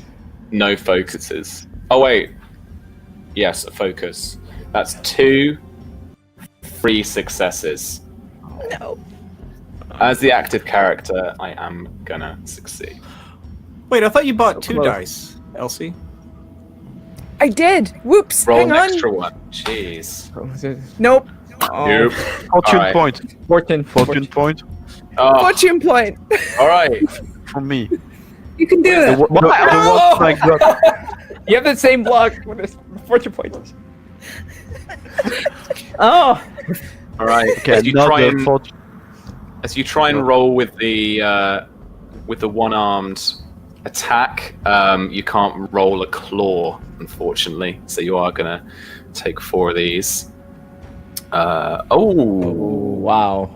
Piercing. Okay, just ignore any armor you had.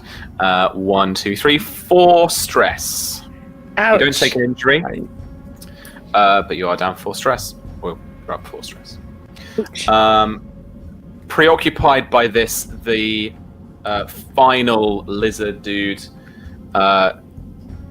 wishes round you and darts into the back of Sophia Price. Oh. Sophia Price, prepare to defend yourself. All right, we're on this. I'm going to buy myself 1 dice. I'm on because I'm Okay. 15. I'm back down to 14. You guys have no momentum right now. Did you want to give me any threat to roll any more dice? You know what? We'll save that. We'll save that. I also have a terrible brawn, so let's just go with the It's 2. agility plus fighting. Or agility. Oh, agility and fighting. Hand to hand. Still yeah. 1 better, but not much better. So we'll just go with the 2 for now. I think I can. at least look All this up. right. 13 Fun points on dice. 4s. Come on, dice. 2 successes. Nope. Yeah, hits me. All right. Is that no successes for you? That is no successes. All right. With difficulty 1, that means that I get 1 momentum. I'm just going to spend straight up onto an extra challenge dice. I'm going to roll these. 1, 2, That is 3, not 4, good. 5, That is 6, not- 7 stress. That's You really do bad. have a physical injury. I'm going to name this gaping back wound, as this claw slices across between your shoulder blades. That is Nasty. not good. That is super not good, actually. Okay, so you have one out of your 3 injuries. Okay. It takes 3 to take you guys down. This feels like the most I've ever dealt to anybody so far. I think. What happens when all your stress is ticked? If all your stress is ticked, I do an additional injury. That is what happened. Okay, so you are Ooh, that is- down 2 injuries. I'm going to spend 2 threat as part of that attack as well to knock you down. So you are now down in the sewer water. And I'm going to give you the injury twisted ankle. Okay. Oh boy. Well, not dead. That's good. Not yet. Not yet. Not yet. There's one more lizard, man. That's I mean, you all do have my a lizard- gaping back wound and a feet of sewage, so infection. Yes. That tasty complication range. That's- That's going to increase. Cool. Okay, so all my lizard boys are gone. It is over to actually, it's over to George. We haven't had George for a while yet. It's back up to you. We are now at the top of a round. I have been forgetting to do this for a number of weeks now, but as you've got no momentum, you go down to no momentum. And George, it's over to you. Okay, so everyone but me is on the other side of the wall. Absolutely. Well, Elsie, I don't think you moved. No. So Elsie stood at the entrance way that Ward has made. Okay. I was And gonna, she's currently- and then I got attacked. Yeah, she's currently tussling with a lizard dude. Okay, I'd like. Actually, I don't know if I can do that. I don't know if it goes both ways. But what I was thinking I could do is I would like Sibella to grab my Winchester, grab me, help me stand up, and we jump together through the hole using the trait. There is someone in here with me because she was still around. Okay. And that's a trait you give me earlier, and it's plus maybe been hit before because jumping through holes it's something we do Yeah, often. yeah. It's Yeah. awesome. I like the spirit of the trait of the truth you just invoked. It's not quite in within the spirit of what I gave you, but yeah, we'll make it work. So I would like you to make me a as you've kind of got that truth, but it's more about your camaraderie from before, I think, and part of your militant background too. We'll just make this difficulty 1, and you can jump headfirst into the sewer. Okay. I will Agility spend one. and whatever you fancy, I think, really. Well, team athletics would be makes the most sense. But I don't have much, so that would be 9. But I want to spend a fortune straight away to have Okay. 2 successes. Cool, you've got And one so momentum the already. team- Yeah, if the team's got 1 momentum, then So you can roll that other d20 for me, but you're rolling agility, and what are you rolling as well as that, the skill? athletics. Oh, yeah, of course. Yeah, that makes total sense. Cool. Yeah, so I go. think Roll something that else. for me. So that's just 2 d20. So Ooh. Nice. So I had 9. Well, so you are already in one of those. I mean, they're both successes, but because you had the fortune point before. So let's count it as 3 successes total, giving you guys 2 momentum. And you jump. She manages to pick you up. She's got the Winchester in the other hand, and she is bounded with you through this gap in the wall. And you guys have dived down into the sewer. She actually jumps and she lands on her feet, and she grabs you. She just manages to keep you upright as you go down with her. That is where you guys are at now. If you wanted to do any other like major actions, try and attack the little thing in front of you, anything like that, it would be another fortune spend to then allow you to take another main action. So, Elsie is not here, but she's the only one on the wrong side of the wall, right? Yeah. I'd be tempted to spend the 2 momentum to give her the action. What do you think, team? Okay, Elsie, it's up to you. We're using our 2 momentum, so you got the initiative. Oh, sweet, cool. So I jumped through the wall, and there's nobody on the wrong side of that wall, except you. Okay. Just you now. How many names you got left? You use 1 up on the tripwire. Oh no, so I have 1 left. Oh no. Yeah. And you're currently toe to toe with this. I can't think of any more royal family people. I'm toe to toe with Prince Harry. I'm Prince sure Harry. Has a shock of red hair. Megan was 1 also. She just joined. I mean, okay. So, could I do something wild here? Of course. Could I, in this tussle with Prince Harry, who has just stabbed me with his claws, as he has, as we all know, can I pull a grenade and try to shove it in his lizard face? Yes. Yes. That's what I want to do. Yeah. I'll take away the effects too. So if you do it, there's no area, but it's just him. There's no complication to like blow yourselves up. All right. I mean, do it. This is gonna be. In a way, I think it's more kind of agility than coordination, as it's a bit more athletic and it's a bit more just almost kind of punchy in mouth grenade thing. Look at the camera. And I'm going to spend a threat to let him react. So this is going to be a roll-off. Okay. And then I'm just going to spend another 1 to give Harry another dice.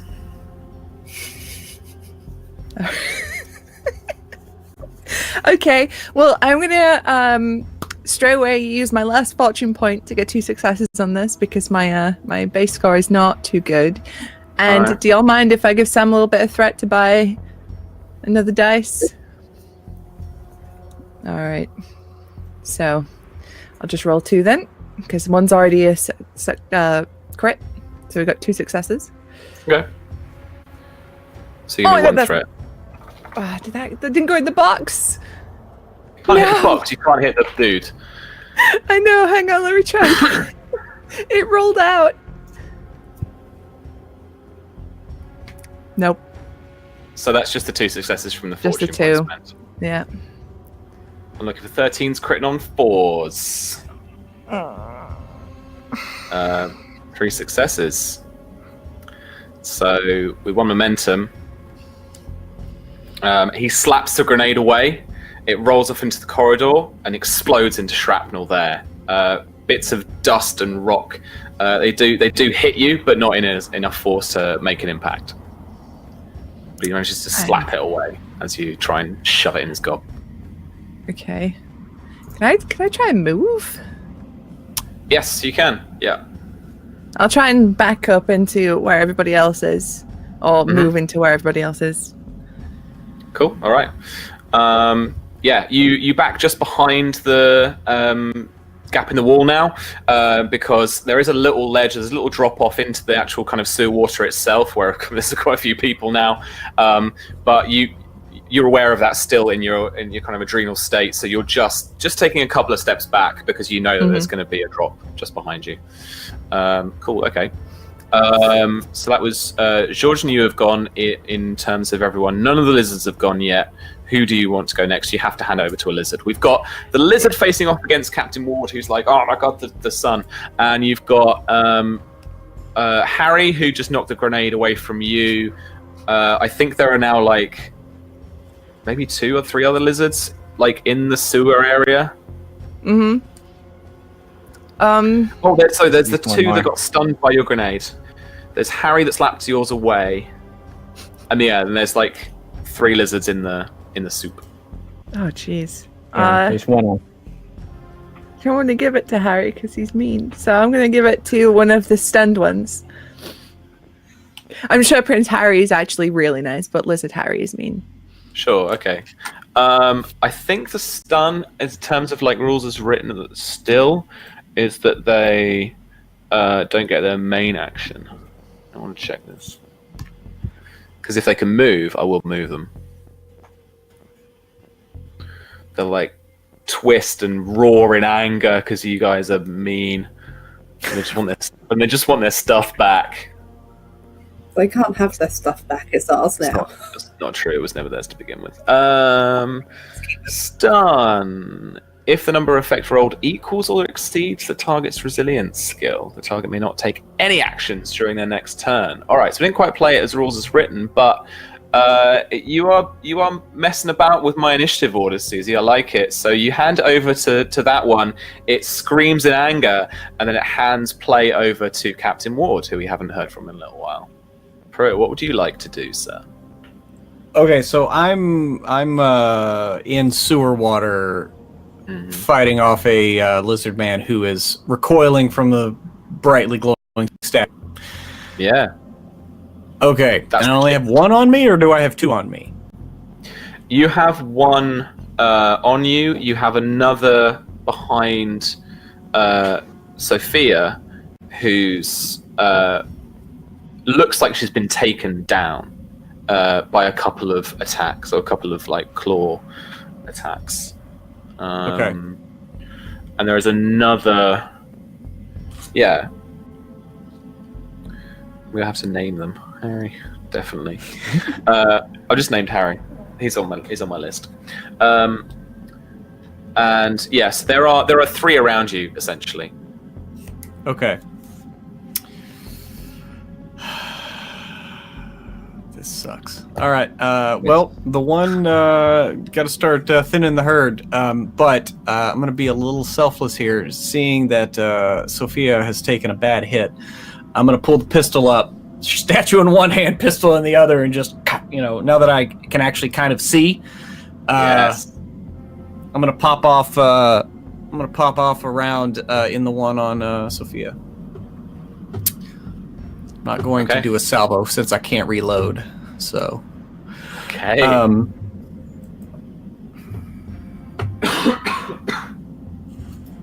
So, do we have any momentum? No. No. Oof. What do you have? 311 threat? All right, I'm gonna give you 1 threat to roll an extra die. Okay. And I mean, this is my bread and butter, so hopefully I can build some momentum for us here. Please. That's 3 successes. You succeed, sir. So with 1 momentum. Cool, thank you for that. You can roll your challenge dice for the weapon, and with the salvo gives it the vicious quality. So any 5. Oh no! I said I wasn't doing salvo since I can't reload right now. I'm just like coming up and I didn't take a minor action to aim because for narrative purposes. Since this is all kind of fast. So it's normally 4 stress dice, but because of my whatever, I get an extra one, so that's 5. That's going to be 1, 5, 6 stress. Yeah. Oh my days! Someone help me out here. I got some. One of them took damage like really early on. Was I it think it's the one that was on Sophia. Yeah. Because give me that face. You punched one, right? I think. It's the one you're facing off against. Yeah, it's the one. Yeah, the one that was on. Fight. I remember now, right? Oh yeah, Okay, yeah. Never mind. Yeah, so the one on Sophia we'll call George. So Prince George takes how much? 7? 6. 6. Okay. You deal it an injury. What is the nature of that injury? Please tell me. It could just be gunshot wound to the chest. Or something. Yeah, it could be. Well, I don't want to get meta with it. I shot him in his good arm. Yeah? So, it's kind of hard for him to use that claw now. But that's epic, though. Like, Ward spins around, like, takes a second, and just, like, this thing raises its claw out, and it's just like, bam! And its arm flings back as it, like, roars at you in pain.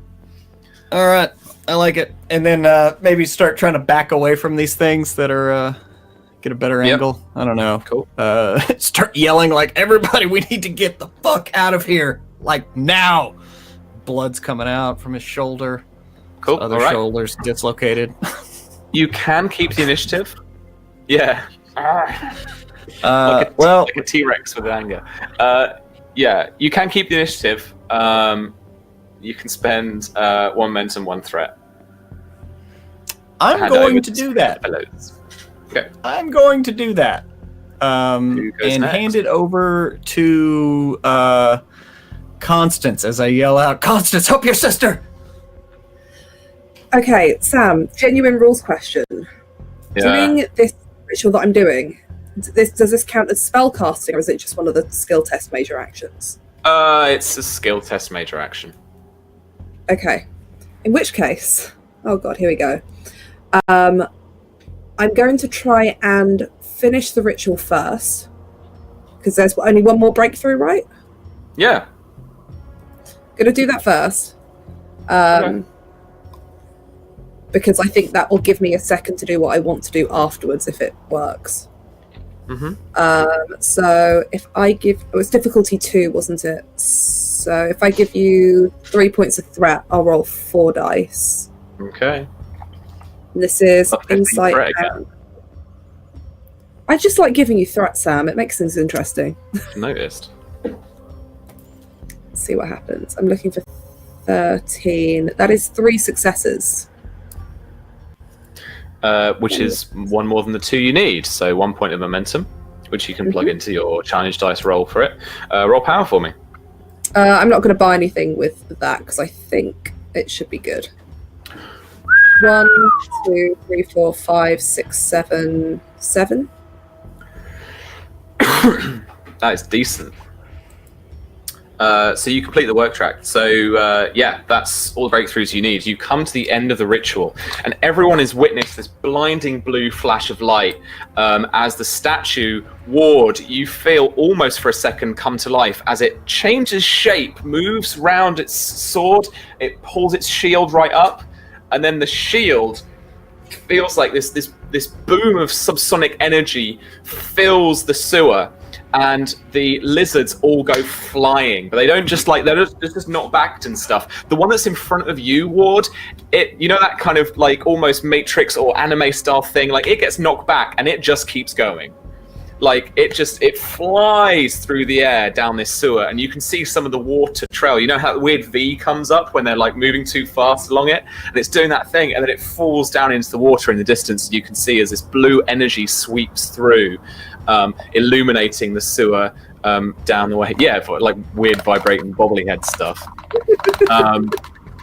And it's the same for the rest. If they've not had anywhere to go, then the lizards are smashed against the wall and slump down onto the ground. The ones that are stunned, Elsie, you can see as you kind of try and duck and avert your eyes to this blinding radiance. Is these two that like they are stunned. They kind of scramble, like drop down, scramble up from their feet, and they dash off into the catacombs behind them.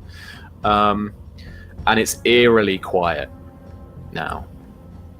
As your eyes adjust back to the darkness, you're not quite sure what's going on, but it stinks. Constance is not going to give anyone time to think about anything in case those lizards come back, because I don't know how long that effect lasts for. And she's just going to say, just focus on me to everybody. Grab Sophia and hold her to her, and I will cast... oh no, I closed the spell thing. 1 second. Whoops. Whoops. It's all right. Ruined the drama. Ward is looking very embarrassed as he realizes he was just holding a thing that was having magic cast on it. She's going to cast... Oh my god, why can't I see it here? Sorry, 1 second. I'm really bad at finding stuff in Word documents. This is literally my job. Way of the Gatekeeper. So I will give you 2 points of threat, Sam, because I need to have enough. I need to be able to affect enough people. Ooh, what was that? I have no idea. I heard a thing. Oh, it's a raid. And I know it's a raid. I know that we spoke about this earlier, but it's still in the spell thing, so I'm hoping you'll let me have it. I will give you another 2 points of threat to appear in a location that we've spent at least an hour in. I'm assuming that getting anywhere near the airport is going to be too far. So can we go back? It's like 8 miles away, and this is 1 mile. Can we make it to, you know, the back street that we hid the first car down? No, I don't. No. You had the one car and you were driving it around, and that's the one you wrecked at the site, right? You know the first street that we hid it down when we were going to the shop? We parked it a few streets down from the... I remember the street, yeah. Around near the back of the shop. No, me and Elsie parked it further down. We didn't park it behind the shop because we didn't want to be seen. I mean, yeah, sure. I mean, so just remind me geographically whereabouts it is. Is it closer to this and the Castel d'Angelo, or is it closer to the shop, or is it closer to the airport? I'm a bit confused. I'm imagining it's closer to the shop. Okay. That clears us out of the immediate range where I hope that, well, we think there's probably Nazis crawling everywhere. Because that was a nice back alley. Because I just remember we hid the car down a nice quiet little back alley the first time round. So. Sure. Yeah. So I will do that. Okay. You still need to roll the check, right? I do, yes. And pay the cost. Difficulty 2. Mm-hmm. Where are we? So this is Will and Academia. I think you succeeded cost of this as well. I think I should be okay. Difficulty 2. You don't have to decide now, but you can succeed at cost. I'll spend that point of momentum we have then to roll 3 dice. Okay. And that is 2, 3, 4 successes. Nice. 2 momentum. Mm-hmm. Which you can use to spend. Well, I mean, you've already given me the threat to use the actual effect of the wider radius, haven't you? Yeah. Okay. All of you must be really confused because we had a chat about this spell earlier today. You've taken 4 points of threat, right, Sam, in total? Yeah. Okay, cool. Yeah, so there is a horrible, almost kind of like cold sucking feeling as you will turn to look at Constance when she shouts us out. And then I imagine that we are then just where I hoped we would be. Hopefully nobody's dead or anything terrible. No, you guys are suddenly it feels like your insides have been outside and your outsides have been inside, and then you've been put back together, and you're in the rush of wind, and as if, but in weird also as if you've been like hit by a tram or something. Suddenly you are jumped and you are here in the back alley of where Elsie you hid this car the first time. I just puke. This isn't that I boring. Oh god. Yeah, Ward blushes and pukes. This is not going to be good. 1, 2, 3, 4. That's 5 points of stress and 1 drain. All right, reduce your maximum stress by 1, remove maximum stress track by 1, and take an injury. This is a mental injury, and this injury is going to be called Touch of the Void. Or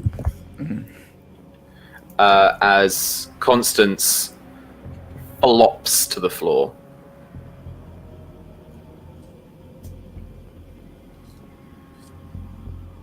We've got Elsie probably puking. Well, I guess we both flop to the floor, I guess. Oh, no. No, yeah, Constance is Ward's just- full on throwing up. Yeah. Can I try healing Sophia? Or looking at her wounds? Yeah, absolutely. So, So got this a little- is. Oh, sorry. This is going to be. Let me just check the recovery stuff. I mostly want to stabilize her. I mean, making sure things don't go Yeah. worse and that she gets some more professional attention. Yeah. So you can definitely bind her wounds up like that in terms of just helping her out. I mean, you can absolutely try to heal them here, even just with scraps of cloth and stuff, so that she won't be mechanically debilitated by them, so they won't impose the difficulty. You don't need to stabilize her, as she's not dying. But you can try and treat her injury with a difficulty 2 coordination and medicine test. Okay, can I use my war started early?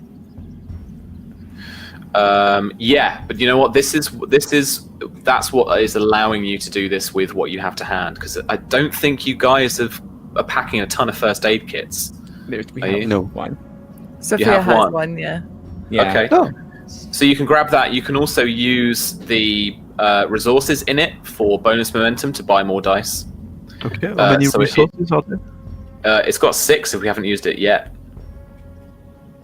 Well, so first, okay, so does my war started early helps me reduce the difficulty or not? Okay. No, it allows you to do it in this circumstance. Okay, Injuries okay. aren't easy to heal. You need like proper time and all the proper tools, but you've got a first aid kit. But because of your kind of patching people up in the field, that you can help Exactly. her out, and it could just be like, look, you've just got to suck it up and deal with this for a while, but you're going to be okay. It's that kind of attitude rather than properly healing the thing. Okay, so I'm gonna use 3 resources to throw 2 extra dice. So rolling 4 total. Nice. Yep, okay. Does someone want to help me? They're all puking or all kind of falling on the floor at the moment, mate. This is up to you. Or or the other one is actually being looked at. So like I don't think I can help. Okay. Sorry. Okay, I'm rolling then. So that would be reason, I guess. So This is coordination and medicine, mate. okay, the same. So it's I got 10, so that's 3 successes. Nice. Cool. Nice. Okay. So you can heal. So 1 point of momentum. So you guys will go back up to the 3 there. I don't mind carrying them over because you guys have been so kind of fast paced with moving into this next scene, and you can heal one of her injuries. But I'm going to say, as this is kind of more temporary, it's basically going to kind of go away for now. But like there might be a complication come up later for you, or there might be a threat spend later on where I bring it back. This is temporary. Which of the injuries did you want to heal first, George? Can you remind me what were the injuries, Sophia? I guess the gaping wound in your back. Yeah. The wound and the ankle, but like the ankle is less life-threatening, but potential. The ankle's less life-threatening, but more potentially threat creating. But yeah, maybe the back. Yeah, the back. I mean, if you're bleeding, I'm stopping the bleeding. Yeah. Clean it out. Right. Yeah. So so Sophia, you are not suffering from the effects and the truth of this wound right now. As I said, it's just temporary patching up, though. Proper recovery will take a bit more time. So, of course. Cool. But no complications and no need to succeed at cost, so we're doing cool. Okay. Ward, Elsie, you've stopped puking. Constance is conscious but a bit dizzy. You've not done that in a long time. And it's taken everyone a few moments in what is now that weird 4 o'clock in the morning false dawn, where it feels like, or at least it looks like, a kind of weird overcast afternoon. But being 4 in the morning and being the false dawn, it actually gives you a fair amount of light to work with. You see a milk truck go past in the distance with a little guy on it just delivering milk. But apart from that, everybody else is probably asleep. What do you guys like to do? The airport is still a few miles away. It's walkable in maybe 3-4 hours. It might be slower with the Can ankle. we fit in that milk truck?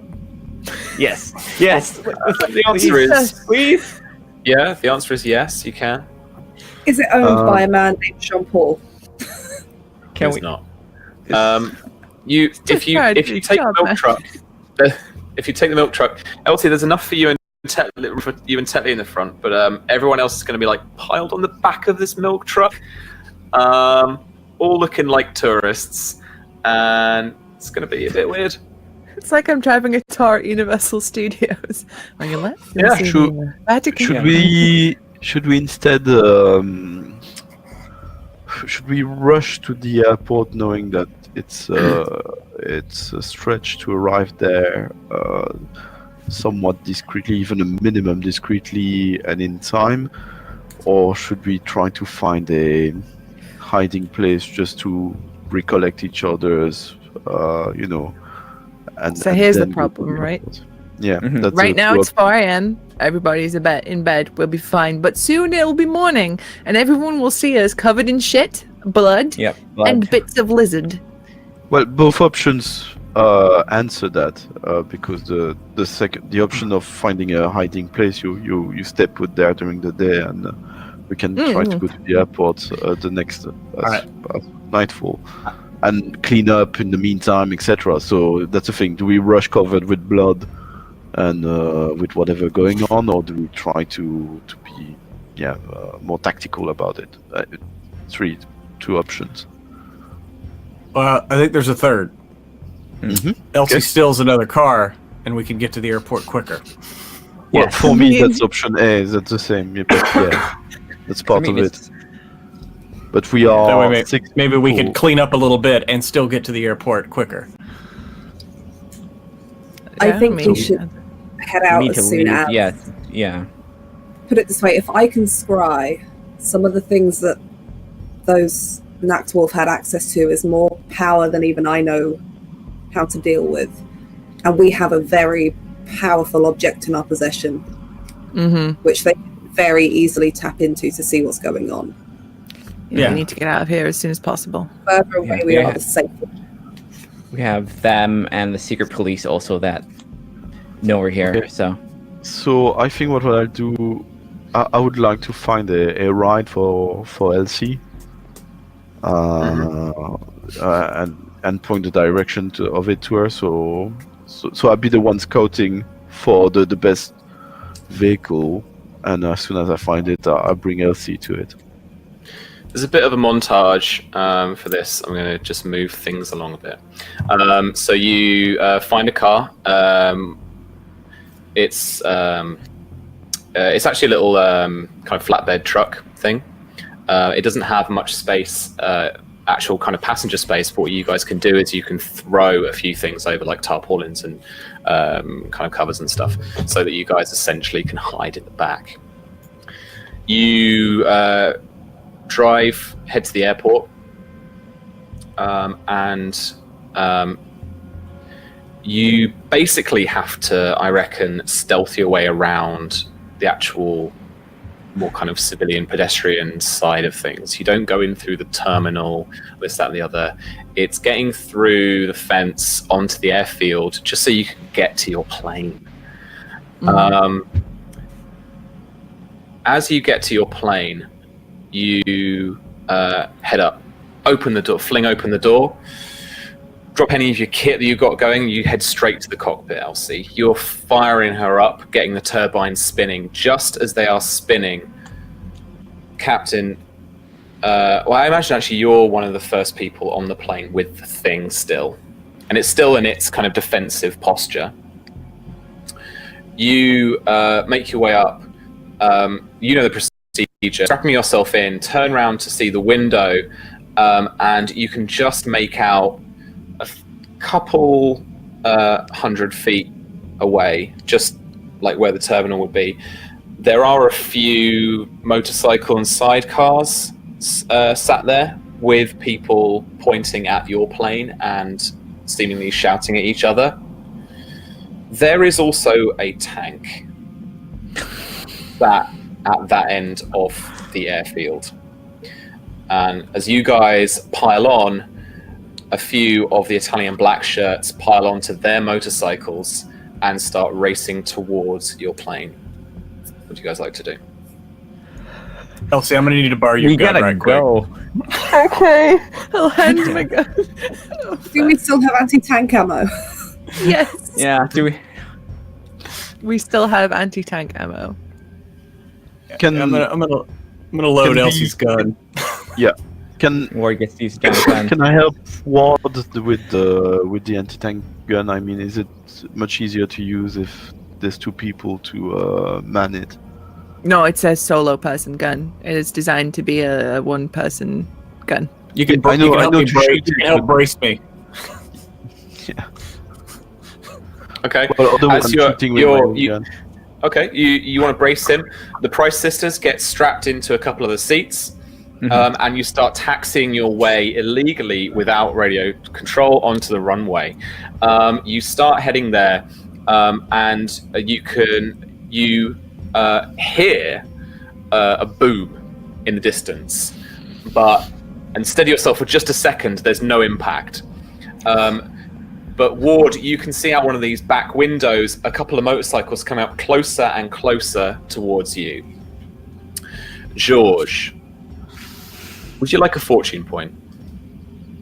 Because I will introduce basically a complication in order to give you a fortune point, because it's related to one of your truths. Yeah, go ahead. Okay, you gain a fortune point. There's someone in here with you, and they don't want Ward to have the statue. It's still down by his feet.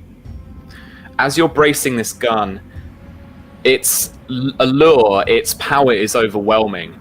And Captain, just as you're about to take a shot on the tank, just as you do so, George drops down and you actually kind of almost barrel over. The shot goes completely wide, and George, you've grabbed hold of this of the statue. And I mean, Ward is the enemy. He has taken this thing from you.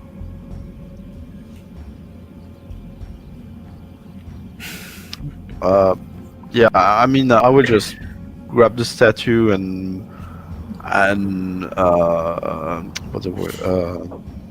crawl into a corner, like under the seat, and really form a ball around the statue and start shaking like that around it. What in the hell? And I act very terrified from Ward. Like I'm pretty scared from him. Okay, cool. Yeah, Ward will flash a hard look at George, but seeing like knowing what he went through and seeing him now, it's just like obviously he's got some other issues.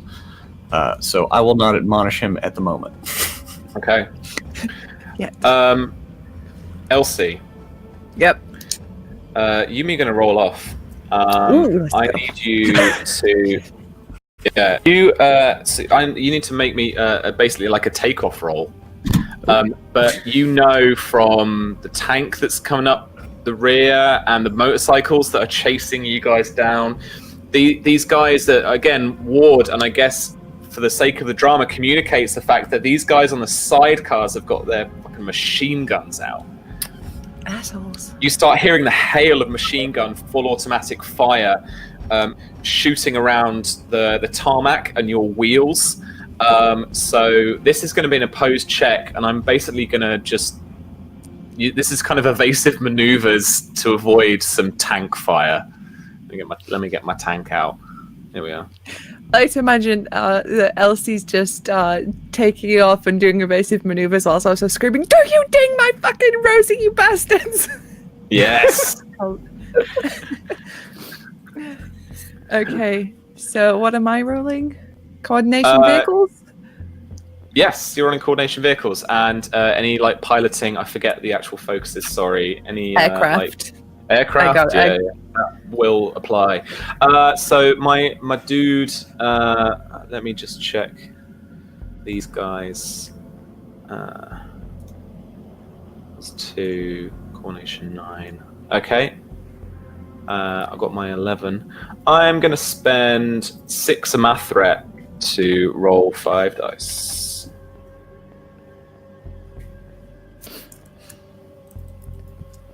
How many dice is that again, sir? How many was that?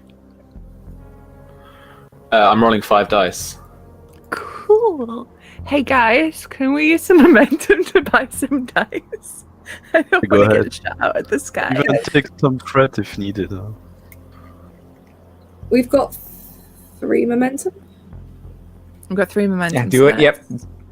Spend whatever you need to spend. Yeah, we need this plane to take off, so yeah, spend whatever you need. Okay. Good. Do you mind if I buy like 3 extra dice? Give him a good chunk of threat there. Okay. Yes. Go. Yeah, it will generate momentum itself. Right, so I've got to roll under 15, and my focus kicks in under a 5, so let's go. Oh no! Oh no! What? I mean, it's a success. Successes. Like one of those is a That's crit good. because my focus kicked in, but also one is a 20, which is bad. 2, 3, Oh. 4. Use the fortune. I don't have any. Sam. I got one. What? You got the one I received from Sam. I'll let you Yeah, spend that. Okay, yeah, cool. If you let me spend that, I'll re-roll that 20, so we don't have that bad 20 there. Yeah. Sam, could the Yeah. fortune come from the? Could there be a weird effect with It's the a success. statue which justify itself? Yeah. By all means, man, describe it to me. I don't know. I don't know what it's Do. capable of. I mean, it starts glowing and pulsating, and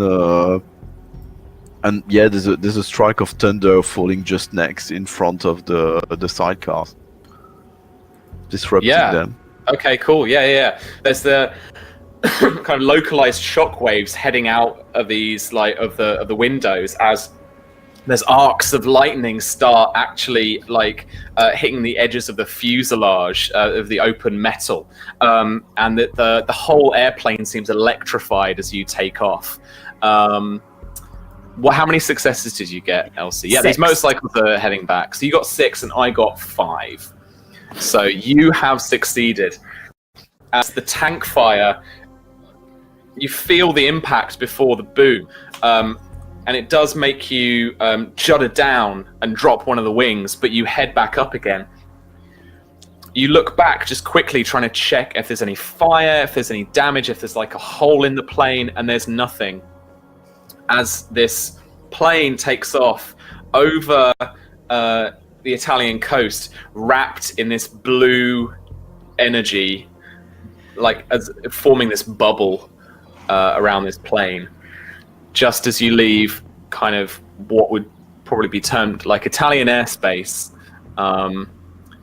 the statue slowly stops glowing.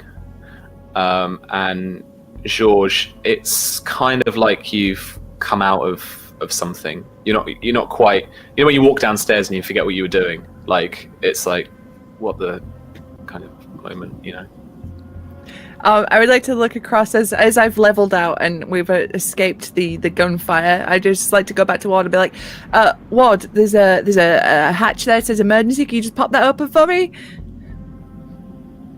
And there's a bottle of brandy inside. Yes. Just. Oh, you muted, Britt. Yes, he will take the brandy and take a quick swig and hand it over. Thank you. There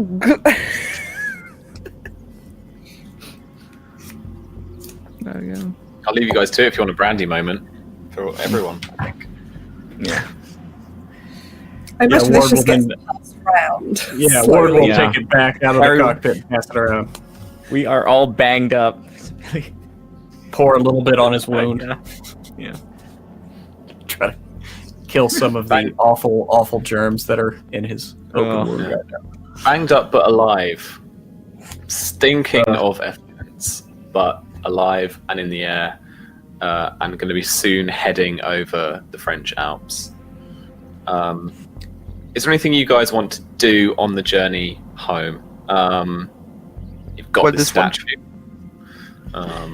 This one thing I want to do is that George's gonna open his shirt a bit frantically, even maybe breaking a few buttons, and to check on the pendant on his torso, what state it is, and it's probably the condition in which he's doing it is probably gonna reveal it to the rest of the group who never heard of that thing before, never seen it. So everyone suddenly see that there's this weird bluish stone, which it's crafted somehow and seems to be half of something rather than the whole thing, and it's on George, hanging on George's neck, but it seems to have burned his torso around him. And did you say it's? Is it attached now, or can I remove it, and it left a trace, or? It's been fused into your skin. Okay. Ugh. So everyone sees that. Oh, Like, George. Would this, is it? Go ahead. I was going to say, would this draw Constance's eye at all? In terms of what the crystal is, shape? If you wanted to. Well, it's kind of an eye catcher. She'll lean forward and be like, George, how did that happen? Where did you get that? I got that from my father. He found it in a shaft in Marcinelle. He worked in a mine, and back where I grew up, but he never. He disappeared when the Germans took Charleroi. My sister, she had the other half, but she disappeared at the same time. I don't know what it is. I never really thought about it. It's an heirloom, and that's the only thing left I got from my father and from my sister. Alex knew about it. He made a few comments in passing, but I never really thought about it more. How long has it been fused to your chest? It's never been. It just happened. That happened down there when I grabbed that statue. It's just a souvenir. It's not. I'm not a freak. I was not wearing that. I don't know. Can you take it out? What happened?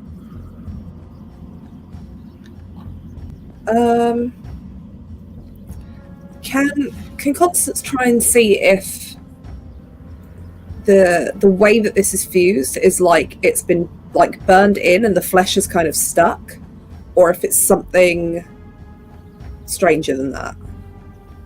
No, it's exactly the former. So if you get struck by lightning, then keys and coins and stuff can actually get fused to you. Essentially that's burnt into a scar or wound kind of thing. So this is exactly what's happened to Georges. It's kind of been burnt into that place in his chest. She will probably reassure George and be like, I don't think it's anything weird. It might have just been that shock. Probably shouldn't move. I got stung by that thing also. What was that? The needle? Yeah. No idea. Do you? So probably not right after that, but maybe a bit later. I mean, if other people want to intervene directly, but if I have a moment later, I would like to speak to Constance aside. Okay. Imagine we all do the place swap seats in the aircraft thing. Yeah, and it's noisy and stuff. Then I do it, and I'm like, wait, who's driving this thing? No. Yes.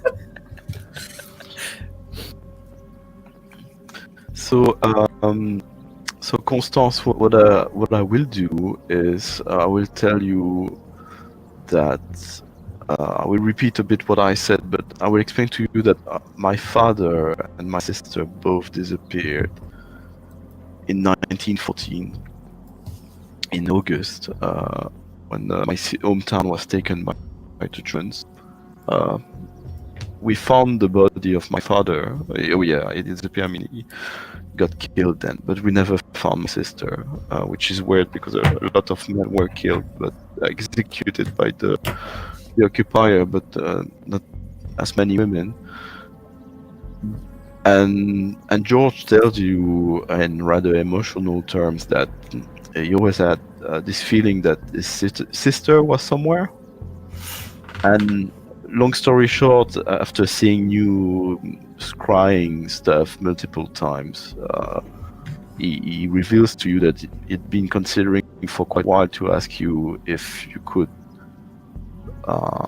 look up with the pendant if you could find any clue about where his sister might be.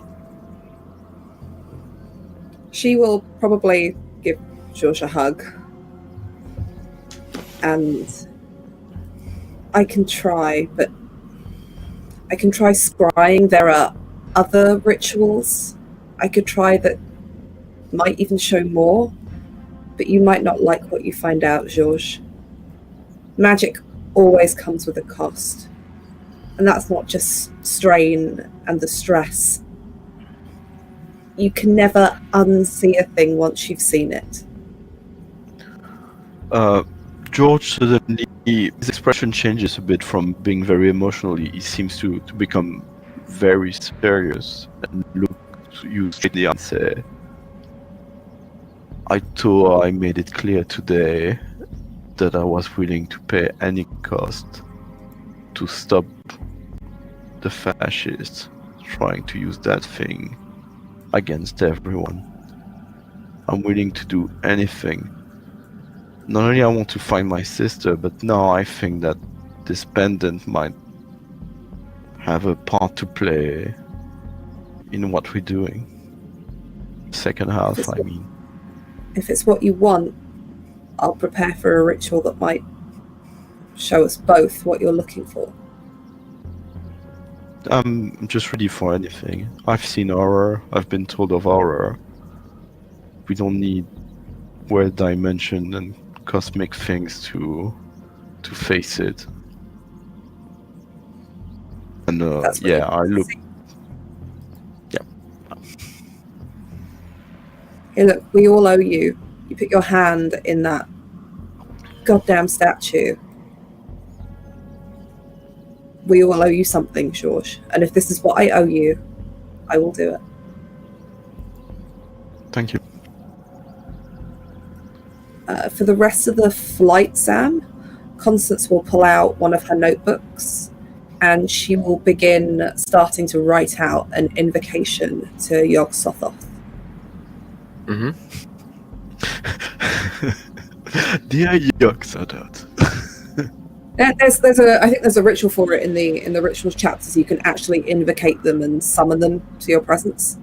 And he's like the keeper of seeing things and all hidden stuff. And it's like the magpie of the mythos. Just all of the lost hidden things. But that's what Constance will do for the rest of that flight. Okay, cool.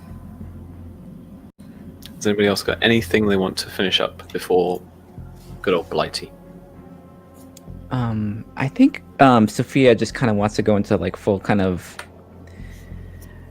research mode, considering what happened, and she's gonna like analyze. She's gonna take a look at this weapon and some of the stuff we've took from the Nachtwolf and see what the deal is with this strange gun, and it's kind of like weird, unusual ammunition. See what. Okay. Taking apart some of the gun, it seems that the gun itself is not the special thing. The gun has been fitted so that it can fire these specialized, like blue crystal bullets, the tips of which have been made and pressed with the same, or at least infused with a kind of alloy of the same material of George's pendant and the shield on this statuette. Because you can see some of the blue shimmer as you hold it up to the light, as well as some of the gold fleck just come through. Seems to have been kind of made out of some weird. It's kind of been alloyed together with iron. Whatever you make bullet tips out of. Lead. There you go. Hence lead. And so, yeah, it's more that the gun has been fitted to be able to fire these bullets than it's the bullets that make it special. So that you can basically deduce from a couple of hours of sitting down, looking through things, and it's the logical conclusion that you come to. Yeah, so she'll just when she figures that out, she'll just look whoever's in there and just, especially at George, and just kind of hold up the thing and just say, I still have no idea what's in that shield, what's in the veins of the shield, or what's in your pendant, but apparently the Nachtwolf has a lot more of that material, enough to use the ammunition, so whatever business that is, it's definitely tied to them. They must have a lot, because that's kind of wasteful. I mean, do they literally put it in their bullets and ammunitions, or is it more like the guns which propels, or like it's different from having a piece as part of your gun and then it sends out bullets and maybe there's a residue on it from, or maybe the bullet has in the bullet and you just throw them away by the dozen. Maybe the bullet has some sort of effect on the human body that would make it useful. And she like looks at you and looks at like your chest, like, we need to get that thing out as soon as possible once we get back. Once we have the proper. I don't know. I want to become a, what do you call that? Dabbler? Yeah. Maybe. Well, that is, I think, a good place to finish up tonight's session. Awesome. Well, thank you for the random choices and some of the cooler, weirder stuff, and some of the just, I think, tired and sick vibe that we've had all night. But it's all cool. Let's. I need the title for that episode. We do need a title for the episode. God. Chat, if you want a title for the episode, you let us know. Otherwise, let's brainstorm. Let's figure something out.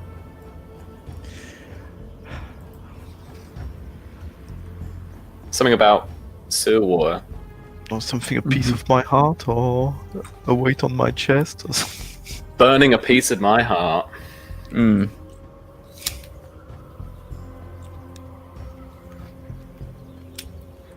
Don't know. I don't know. What names have you got, chat? I don't I was trying to think of a pun for total eclipse of the heart, like total crisp of the heart. I don't know. No. Total crystallization of the heart. Oh no. That's gonna be a feat. Too much. Yeah. Do we need to find that right now? I mean, Nah. I got a bus ride tomorrow. I'm gonna look it up for you. Don't need a get title. you. Everything's Wait. cool. I don't need a title. Should be God Save the Queen. Just to carry on that treason vibe. Let's make sure we are locked up in the tower after tonight. And the lizard people. Mhm.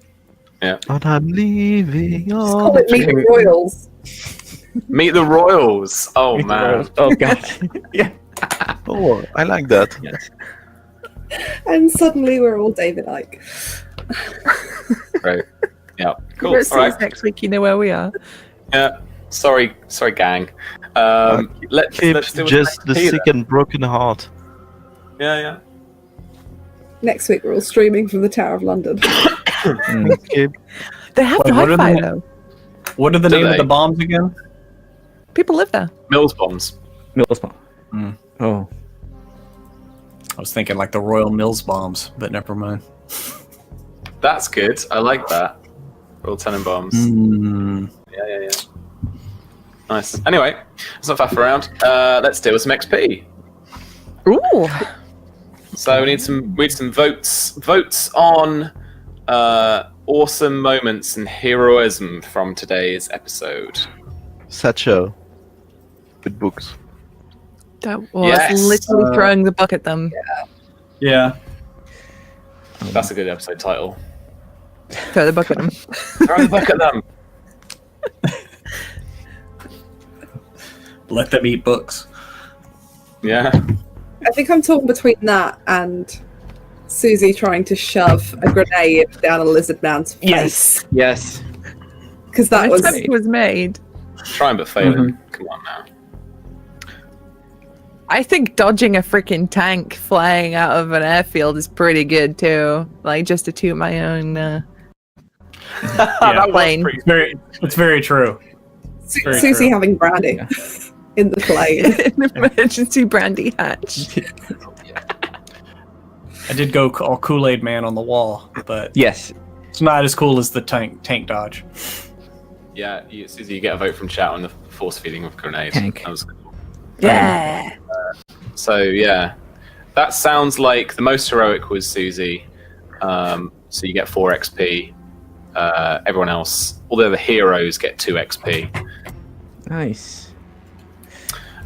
You guys achieved your objective. You got the thing. We did it. You get 4 XP each. Oh wow. 20 XP. Nice. I know I invoked a truth and failed a roll. And so did George. I think believe. almost all of us did. Yeah, I know George did as well. Okay, if you did, gain an XP. And George, I'll give you that other XP as well as that fortune point from earlier for doing the little bit of roleplay for me with the taking the kind of character complication on. Is that 1 + 1 or just plus 1 1? + 1. Yeah, 2's in total. Okay, cool. Anyone fail a skill test in which they bought 1 or more bonus d20s? There was a couple of them. Anyone Susie, remember? Susie, did you? It was me. Yeah. Yeah, that's 1 XP. I think I failed a gun or firearms. At the very end, I spent 3 or more threats. I spent 6 threats, so you'll gain an XP anyway. Everyone? Everybody, because I was Wow. nasty.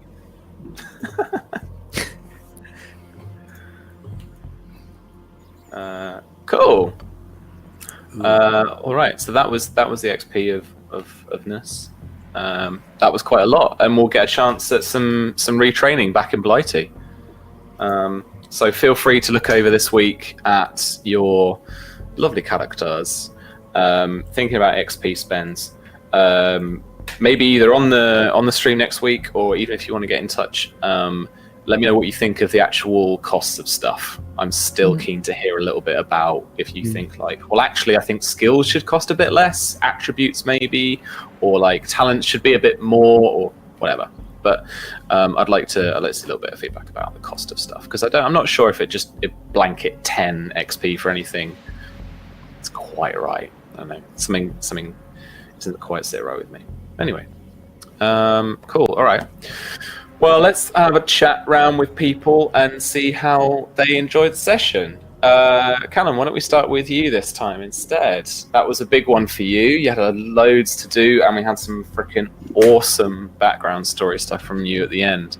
Stuff you enjoyed, stuff you didn't necessarily enjoy about the game maybe this week? Well, yeah, I mean, I had a real blast using the trait you gave me and bringing up stuff from my background and building upon the pendant I had, but which I did not bring up in the story yet. And I really like the scar branded by Atlantis. I find it really cool. I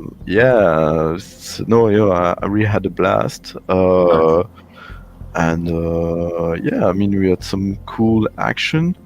I think it's getting a bit faster. I still find it somewhat slow, but we're getting there. Yeah. Especially since it's a bit slow, and then we tend to cut stuff like the final scene. Would have been nice to have a bit more use of LC skills with the airplane and have a bit more randomness and tension from the dice through that. But yeah, no, otherwise it was really nice. I'm quite happy also to have brought up the NPC with the trait you gave me. I was quite happy with that, and I'm so happy because I wanted to ask for the scrying from Constance for a while, and the end of the story and the fortune point you gave me and the stuff which happened, the last thing with the statue, it just gave me a red carpet to bring that Perfect. very organically. That Super was happy. so nice, man. That's cool. Sweet. All right. Just remind us quickly where we can find you on the internet and anything you're up to as well. You can find me at Rollispod on Twitter, Instagram. You can find me on Facebook. I post a lot of funnies. You can find me in person at the next Drinks and Dice. I think it's on April 3rd at Bad Moon Cafe here in London from 7 p.m. on Wednesday. It's the first Wednesday of the month, and it will be every first Wednesday of the month at Bad Moon Cafe, and it's really cool. You got the Roleplay Heaven, you got Phoenix Games Club, you've got the London RPG community, you got London Indie RPG, you got a bunch of people there, game designer, etc. Next time showed up, and it was very cool to have you, Sam, and Virginia. I was about to call you Constance. Join us. Thanks for joining. I hope you had fun. Sweet, man. Thank you very much. Yeah, absolutely. It was a good night. Yeah. Got to chill and chat games. It's awesome. Cool. Thanks very much, man.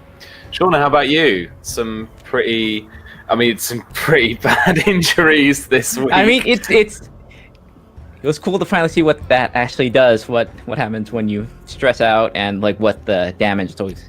I see that as much as tense and terrifying it is. It's good to have that back and forth of like people getting like kind of banged up and like getting out through the skin of our teeth or through spells, this was a much more just visceral like fight than the last session was. I feel like we got back from our almost flawless plan Yeah, from previous sessions. But yeah, perhaps. it was love seeing like the tying in of the glowing thing with George and stuff like that, like bring in all that stuff. But yep. So you catch me of Flying Cirrus on Twitter.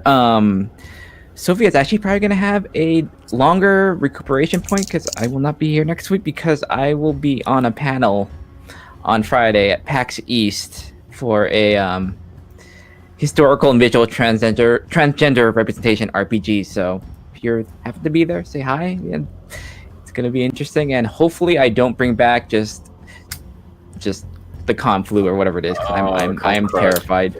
Con crud. Yeah. No, thank you. Make sure you take some hand sanitizer. Oh yeah, of course. Hand touch, no handshakes, all that usual business for Comes PAX. to your friend. Mm-hmm. Well, good luck. I hope it goes really well. Are they recording it at all? Like, I'd love to hear it. I don't know. I'll post it up if they do. Yeah, it's always one of those Yeah. things if people. That'll be ace. Cool. Thank you very much. Susanna Grace. Some Hello. flying and some... It's not some carring, but some flying this time. Yeah, I'm getting to drive all the vehicles. Last week it was a wrecking ball. This week it's a plane. Who knows what it'll be next week? Oh man, can I drive a tank before we're done? I'll put in my notes. I sent pictures of submarine for you, Sam. So that should come. Oh, at some hello, point. right. Submarine.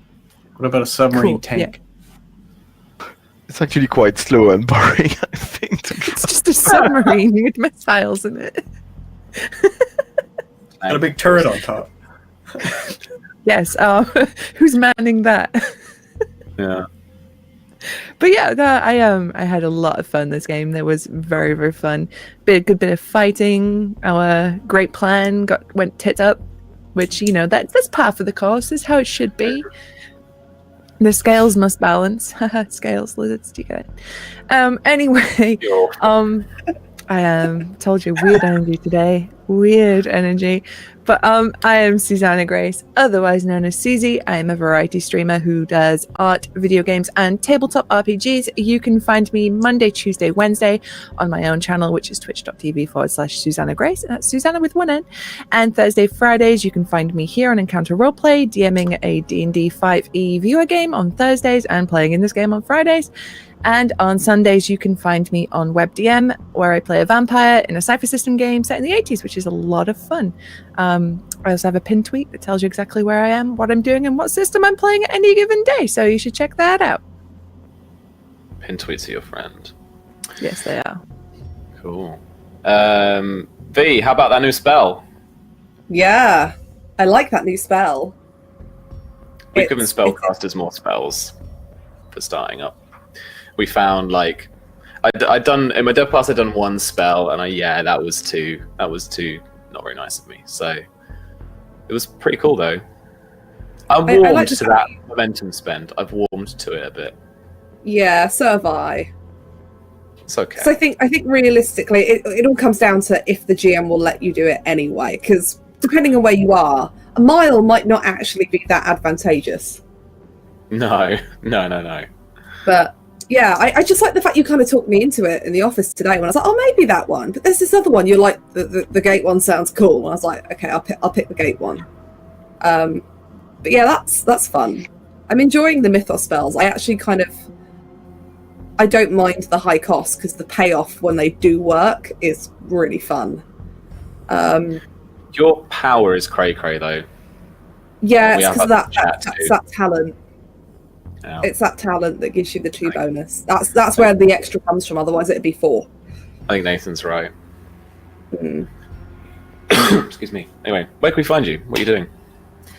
You can find me on Twitter at Tabletop Horde, and at the moment I am here Fridays playing this, and on Sundays I get to play in your spy game playtesting, which is really awesome. Charlie, if you're still watching, please help us. Other than that, I also work with Sam at Modiphius, so you can occasionally see me talking about fun, cool stuff and great pictures of me with books. John Carter of Mars video went out today that I didn't know about. If you want to know all about that, head over to the Modiphius YouTube and you get to see me looking super awkward on camera. But otherwise than that, I've got a few things hopefully in the pipeline, but they haven't been announced yet, so I can't talk about stuff. But yeah, I'm not getting any better at this. It's fine. I didn't have to remind you about the video. You got that in. Yeah. If you just want to see me being really awkward on camera, it's a lot of fun. I can do it on stream, it's fine, but you know, when you're being recorded, it's weird. Thank you very much. Pruitt, how about you, sir? Hey, I'm doing all right. That was fun. Yes, I have to kind of mirror the thoughts of everyone. This episode was definitely the yin to the last episode's yang, because nothing went off like it was really supposed to until the very end. So yeah, I'm loving the system. I'm having a lot of fun with it, and I can't wait till next week. I'll have to see how Ward recovers from his little shoulder bite there. I have to come up with a nifty name for it. Yeah. But I am Pruitt, one half of WebDM. We have our YouTube videos on Wednesdays, D&D, DM, tabletop role-playing, RPG advice videos, things of that nature. Come check us out there. Also, Tuesdays and Thursdays, we have our Twitch shows Jim and I do, and then, of course, on Sunday, Lost Girls. But I want to give a shout-out. Tomorrow, I will be on the Scraticus channel, I believe, at noon Eastern. WebDM's producer, the man behind the camera and behind the edits, Travis Bowles, will be heading up a game. I forgot what system we're using, like the Talsoni fusion system. I don't know. I have to read up on it. I have to give it another read through. But we're playing little aliens. We're doing some colonial marine action tomorrow, and I will be playing. I believe Abel won the name for my synthetic. Excuse me. I prefer artificial person. But yes, I will be playing an artificial person tomorrow on that. And then Sunday, I'll be on Tales from the Grim at 4 Eastern for a little Highlander action using the Cypher system. But there can be only one. So we'll have to see how that all shakes out. But until next week, everybody out there, have a lot of fun. Beautiful. Oh, you're playing aliens. That's brilliant. That is awesome. Cool. Yeah, Charlie, let's talk Trek, definitely. Maybe we'll play some Star Trek this weekend, who knows. So I am Sam from Modiphius Entertainment, otherwise known as RPG Webby around the internet. You can find me as that on like Twitter, Reddit, all those other kind of awful places people go on the internet. Yeah, I'm one half of Black House Gaming. And we are producing, we're going to be going to Kickstarter in a few months for the Spy Game, which is a modern 5e game, so powered by 5th edition, and is all about secret spies, espionage, action movies, all that kind of cool stuff. If you're into that, then on my channel, we're testing that on Sundays. That's fairly early Eastern. I think it's about 11 or 12 midday kind of time. But for us at GMT, that works quite well. And then, yeah, I'm quite tired because I'm kind of burning the candle at both ends at the moment. I'm writing for it in the evenings, as well as being at Modiphius during the day, office hours, where we've been doing quite a bit of work on Achtung, Cthulhu just recently. Nathan, our rules dev, has been busy, hard at work, doing another pass on some of the tweaks and stuff that we've had. We've had a load of feedback from the community. It's been really awesome to see it being beta tested. So we have made some tweaks. So we've got homework this week, gang, and it's to see what the changes are, because I didn't quite get time this week, as they were delivered towards the end of this week for beta testers. As there have been some little changes here and there, just to kind of make things, to really round off the corners for it. But as I say, if you want to get in touch and join the beta test, you can head over to the link I've just posted in chat, and you can sign up. The link there will provide you with the PDFs that you need to test the next this iteration that I've just been talking about of the game, the new one. And if you have signed up previously, then you should have had an email today sending you to that link again, just to get the updated documents. I will be posting equipment in there at some point soon, early next week. We missed that out, but sorry about that. That was still human error. But yeah, if you have really enjoyed something about the game, or want to see something that you think you've got a cool idea for, you want to see improve, then do get in touch. You can tag Modifius at Modifius on Twitter, and you can always get to me at RPGWebby or to Virginia at Tabletop Horde as well. So guys, thank you very much for bearing my weird, ill, drugged up kind of vibe tonight. Thank you for being very patient in chat with all our weirdness, and we hope you have a fantastic rest of your evening and an awesome weekend. Ciao for now. Having left Rome. Ciao. Get it?